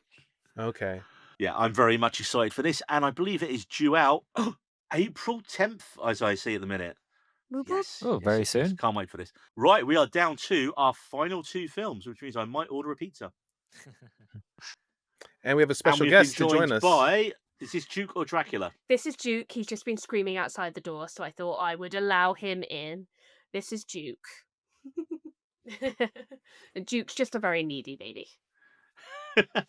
Right, well, as I was saying, this brings us on to, I'm going to hit checkout, and I'm going to order my food. It's Literally Black Friday. It's ordering. going to take... My food was delayed and so arrived just as we started recording, so it just sat in the kitchen. Oh Oh. no. Oh, no. Apple Pay. Oh, yeah. Oh. Oh. That's it. You've got the cat. Look at the cat. There you See, go. we should have got the This cat in cute for the cat. Cat in the Hat review. There we go. Oh, I mean, that's a thumbnail right now. Yeah. You know. Oh. done. There's a little famous cat. Well, our penultimate film we're going to talk about, which again is going to be one of the biggest films of the year, no matter what. Yeah. Should we just start prepping all the Oscars straight away for Christopher Nolan once again? Yes. Because after the massive success of Oppenheimer, it's an easy reach to suggest Nolan is the biggest director in the world in terms of his name being the selling point and pushing IMAX as the only way to see his films. I mean, come on. Nolan's making an action, epic, historical fantasy film. We're already sat. In fact, you could buy your IMAX tickets a year ahead in the States, and it's reportedly cost $250 million to make, making it the most expensive film of his career. And look at the cast. Matt Damon as Odysseus, Anne Hathaway playing Penelope, his wife, Tom Holland, again, playing Telemachus, his son. I feel like that was close. And we've got Zendaya, and then this is what I'm excited. And we've got cast as well. These aren't like the headline ones. Zendaya, Lupita Nyong'o, Robert Pattinson, Charlize Theron, John Burfeld again, and Mia Goth. I mean, Yeah. we're all there day one, right? Yeah. I am. And I'm a new fan to Troy this year. I watched it this year. I fell in love with it. And that's part. If you know the Iliad, you know that But that Troy was comes Wolfgang first. Peterson, wasn't it? Right. But this is the interesting thing. Bit of trivia about Troy. Christopher Nolan was originally going to direct it, but he says wow. there's no point directing this movie if the gods aren't involved. Because if in the Oh. original Iliad, the gods are involved, they take a big precedent in the original Troy story. And he didn't want to do it unless it was faithful to the original story. This is what gives me faith about the Odyssey, is because he's doing it properly. We're going to have the gods. We're going to have the centaurs. We're going to have the mythical stuff. So I have a faith in Christopher Nolan to do this story justice. And no wonder it's cost so much, because this is what I love about Christopher Nolan. He's on location. He's shooting on location with proper outfits, costumes, everything. He actually channeled the gods. He did. Oh, He did. for it. He brought them into real life. He brought centaurs Yeah. into real life. And I'm like, this man can do no wrong. So I know we all take the mick, but I think Neil's got a point. I think generally, even if this movie's bad, it's still going to make $1 billion because it's Christopher Nolan. People are going to go see it. It's going to win all the Oscar buzz, no matter what How comes many out next year. movies sell tickets a year in advance? Like None. probably Yeah, 10 none. in the last 10 years. Like And as a technical front, the entire movie was filmed with IMAX cameras, which is unheard of. Yeah, so is this the first film doing it all in IMAX? First entire film filmed in IMAX. And what he did is he created technology to be able to film close-ups without all the noise that IMAX cameras usually make. So like he's advancing the IMAX experience because of the films he makes. He is the new James Cameron. Yes, He- Who hasn't yes. spent, and he hasn't spent 20 years fucking around with blue. No. With just Smurfs. one Well- series of movies. He even said though, he said like, because most trailers go out into like YouTube as well as cinema at the same time. He even said like, I do not want my trailer coming out on YouTube. You are going to watch my trailer on IMAX because that's what it's made for. That's what it's filmed in. I love the man's dedication. I do. I just think he, he Yes. is a visionary. Like you are right. He's doing what all these other legendary directors did do, but no longer do because they've got the money. He still has that passion of like, no, I'm going to do it properly. And yeah, I think even if the movie's bad, which I don't think it will be, it's still going to make $1 billion. But Claire said she wasn't going to be there day one.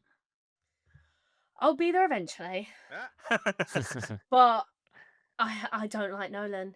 Oh, I'm a Nice. sad man and no one understands me, and I've been cursed with greatness. And here's a woman standing next to me who's an amazing actress who'll get 2 lines, but I'm a cursed man, and oh no, things will happen, and you're it'll be not very wrong. sad, but at the end of the day, everything will work out. It's every fucking Nolan film that's ever existed. Like, Man, you're I kind of hate, right. Yeah. I I know you hate can't how disagree, can you? No. good he is. I think my issue is, and I He don't can't know, write women. he can't write women, but I personally don't think he can write. I think he is a visionary director. I hate Mm. his writing, Oh and well, I we should think be okay here then. so. I was going Yeah, to he ask. I didn't write don't this know. story. I was going to ask. I've not known too much about, but has he adapted it? Yeah. Yeah, see, there's my issue. It's still going to be his writing all over it. I just want him to work with a writer. I want to be able to enjoy his beautiful filmmaking without suffering through. I am Russian man, and I am angry Russian man, and I'm going to push my wife off a boat because I am angry. Because It's that's like all the Zack tenor Snyder, isn't was. it? You know, And he can't I'm write, there but with he's him he's too. good at adapting. Zack Snyder can make our most beautiful car adverts and music videos ever made if we just let him and told him he shouldn't be allowed to have the budget for a movie. Honestly, for me, Snyder's best film is one that James Gunn wrote for him, and that was a remake, Dawn of the Dead. Still Yeah. to this day. That's a great film because he was adapting, and I don't. I enjoy Nolan's Batman movies because he's heavily handcuffed to the source material. I'm just not that mad into myths, but I'm a film fan and I'm not a moron, so I will obviously end up And going it'll be there. about 3 hours long, and you need to, So go to the with toilet and Barbenheimer, I wear a Barbie t-shirt as we speak, and I got a Team Gerwig badge from my local cinema when Barbenheimer came out. I was at Barbie pre-opening night. I flew back to London for the London press screening. That's how involved I was Wow. with Barbie. I waited for Oppenheimer to have been out for 3 weeks, and then I went to the 11 a.m. matinee screening with subtitles because also the man does not know how to mix sound, and I God, just yeah. no. can't stand it. So I went to the screening with all the old ladies with the subtitles, and I bought my soup in a thermos, and I thought it was fine. And that will be me with the Odyssey. If it doesn't come with an interlude, I'm gonna be upset. It won't. He'll make you watch it. Oh Do you no. know what? I think the longest film I've seen in the cinema, I think I saw it was either Killers of the Flower Moon or The Irishman with no break in it. Oh god, your bladder. I did Killers of the Flower Moon in the cinema, but exactly the same. I did the midday with subtitles. I went to the bathroom, I brought my lunch in with me, and I just treated it like I was at a restaurant. Ladies, gentlemen, this brings us on to arguably the biggest film of the year in terms of expectation, maybe box office, maybe jumping the shark. We don't know yet. So, Marvel have either gone for the biggest masterstroke of all time or the biggest mistake of all time by recasting Robert Downey Jr. as Doctor Doom in Avengers Doomsday and also going back to the Infinity Wars directors, the Russo brothers. And it's not even a lukewarm take to say that both the MCU and the Russo brothers haven't had the same level of success individually since Endgame. So, my two questions are, with Downey Jr.'s Doom coming from the same universe as the new Fantastic Four, when they cross over to our 616 universe, will those characters go, hey, that's Tony Stark? Wait, aren't you dead? And will this be the film that brings people back to the MCU? Claire. I think it'll be the film that confirms that the MCU is dead. I don't want that to be true. I am an MCU girl. I used to have a custom Iron Man dress.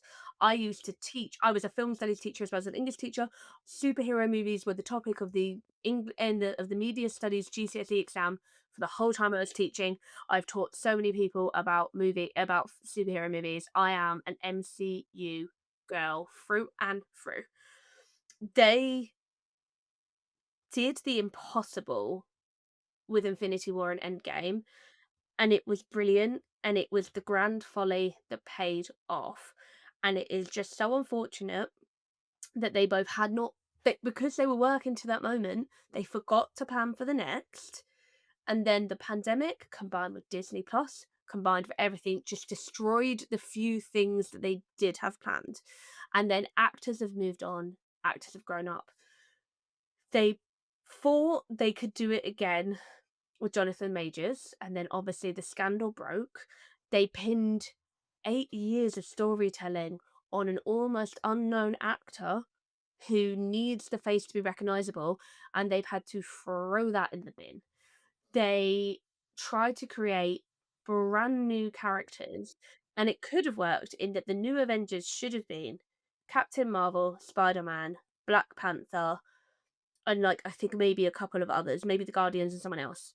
But they burnt the Guardians by firing gun, and they're now all bored and want to move on. Spider-Man, they've waited too long. He's aging out. He's gonna go. They let the press destroy Brie Larson. She doesn't want to come back, and no one wants her back apart from Brie, apparently. And the unforeseen tragedy, Chadwick Boseman died, and you just can't plan for that. So even with the best planning, they're fucked. And everything about this film screams panicked board members. It screams ring everyone you know and tell them to buy stock now. It's anyone that's still working, anyone that has an agent, anyone that's ever even put a thumbprint on the set of a Marvel movie, call them and get them on set right now. And I do not have faith in any of them that this can be as good as it should be with the panicked time frame it's being made in. Yeah. No, I I agree. just brought the tone all the way down. No, spot on. Again, I agree. Okay. I said at the end of Endgame what Disney and Marvel should have done of like, okay, we did a brilliant job with that trilogy of films. They should have taken a 2 to 3 year break to plan out what's coming next, get the hype building up again, and then be like, this is what's coming next. I was interested in Kang the Conqueror because again, comic book fan. But you are right. Despite everything that happened with the controversy with him, the character wasn't very strong anyway. Like if you've seen Quantum Mania, you were like, how can you make me feel? I like the film, but how could you make me feel threatened by Kang if Ant-Man can Who defeat him? lost exactly. You know, and like Yeah. that Kang was meant to be one of the most ruthless, dangerous, deadliest Kangs, the last of them all.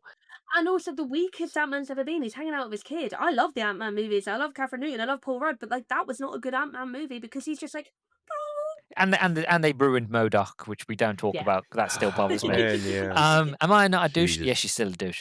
And it's one of those where it's the fact of they stumble and fell, and I find it funny. Even though I'm interested in this movie, I find it funny how the fact of the Russo brothers after the end of Endgame tried loads of different movies, and they all just weren't good at all.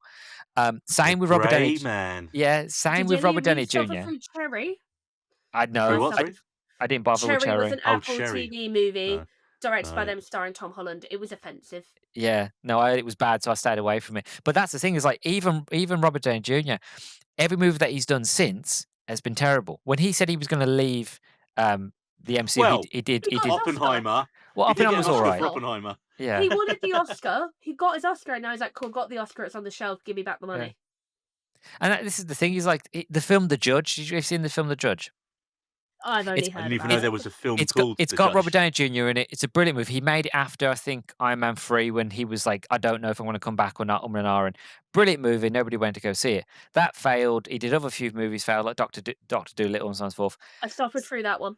Yeah, same. Oh, I no. did. My mom was Just- like, "Let's just in watch it." I was like, it was terrible. And it's just one of those things of like, apart from Sherlock Holmes, everything that he's really done since Marvel is like kind of like, And it kind of feel, again, desperation. The Russo brothers kept failing with all their projects. They're coming back to the guinea pig that works. Robert Downey Jr. comes back to what works. Again, I find it a bit ingenious, but I'll be honest with you, I really wanted Jason Isaacs as Doctor Doom. I thought he would have been a brilliant Doctor Doom.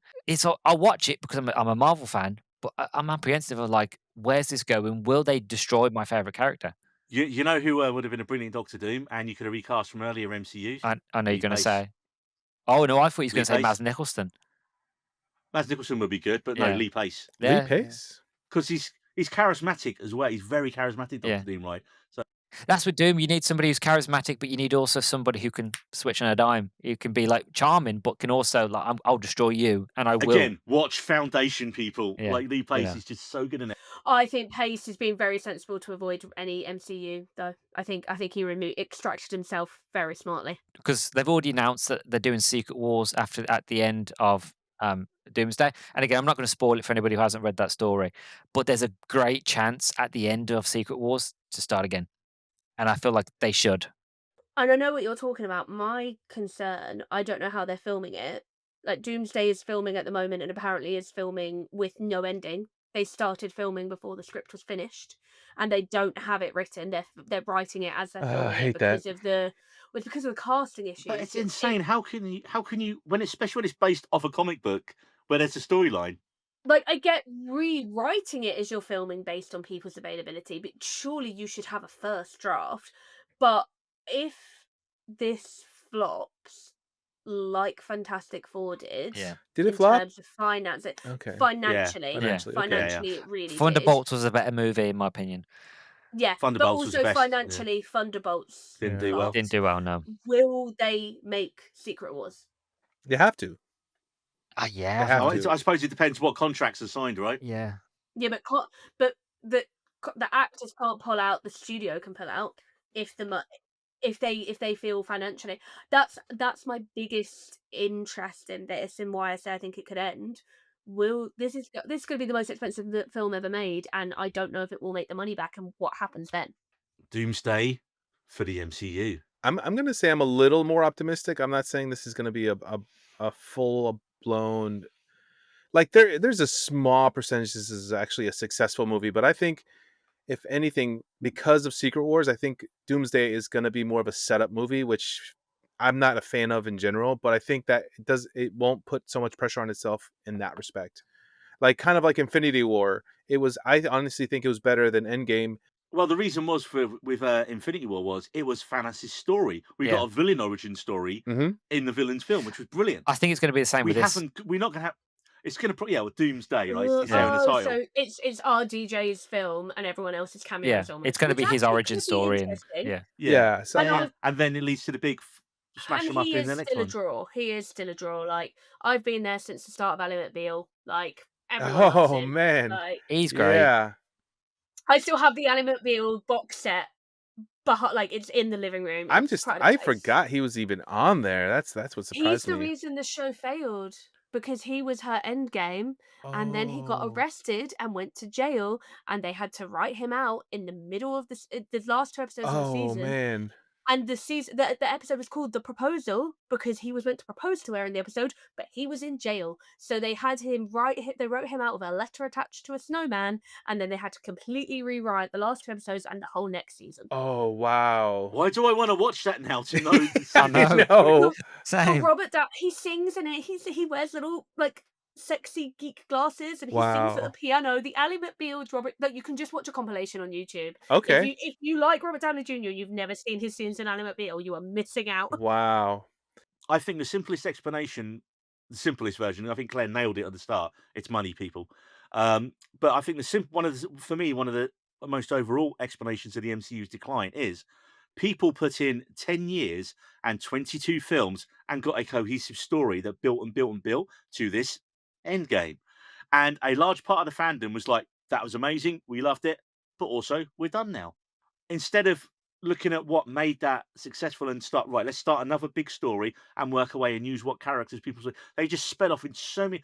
People want everything. No, we wanted good story. It's like James Gunn starting hopefully to prove a DC. It's a story and a script first, and then we work from it. I feel like the pandemic, but more importantly the writer's strike. I think the writer's strike actually helped Kevin Feige kind of like with Daredevil. It could have been even worse, couldn't it? Yeah, I think with Daredevil being like scrapped and restarted, that's what's keeping me a little bit more hopeful is I feel like Kevin Feige had an opportunity to be like, hey, let's rethink this right now and let's at least salvage as much as we can.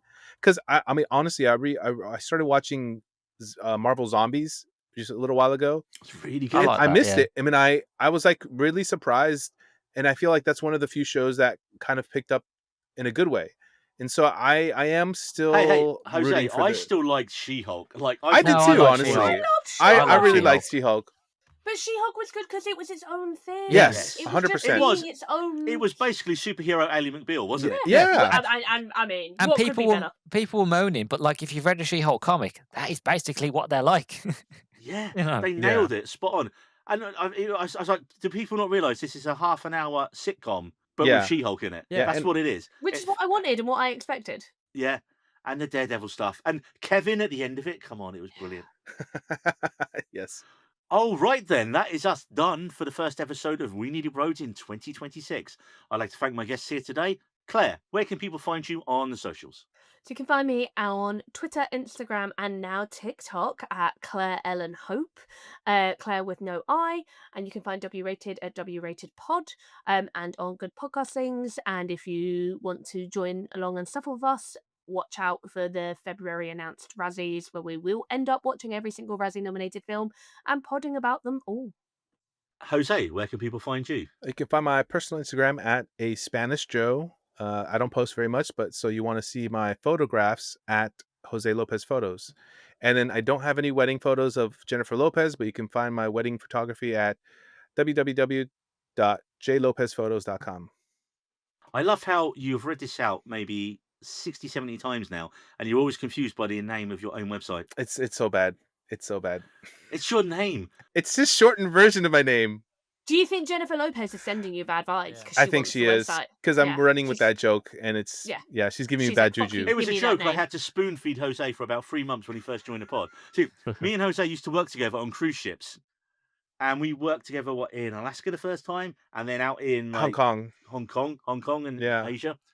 And your nickname was J-Lo because your name's Jose Lopez. So Yeah. your name badge just It literally it said just stuck. J-Lo, and so many people stopped Aw. me for that. It was funny. It was good. That was your smudging technique when he was like, "Hey, stop for a picture. My name's J-Lo," and I went, "What?" Oh, everyone slowed down because of that. They're like, "Oh, you're American." Oh God. That was Yeah. it as well. You are one of the few Americans we had Yeah. on board. One of the better We ones, don't talk right? about the other one. We don't talk about the other one who was the worst person known to man. And Luke, where can people find you? So you can find me at the How Do Beans podcast. I'm on Spotify, Apple, YouTube. I'm on Twitter now. Just type in How Do Beans podcast. And yeah, I'm really bad at doing these. Like, I want people to listen to the show, but I don't know how to publicize it like that way. Just really good episodes. Film an escalator on TikTok. Yeah, apparently. 6'7", yeah, I'm down with the kids. 6'7". Come on, you'll join us. Join the I cult. don't know what that is. No. Neither do You just I. have to do this. You have to do this. Come on.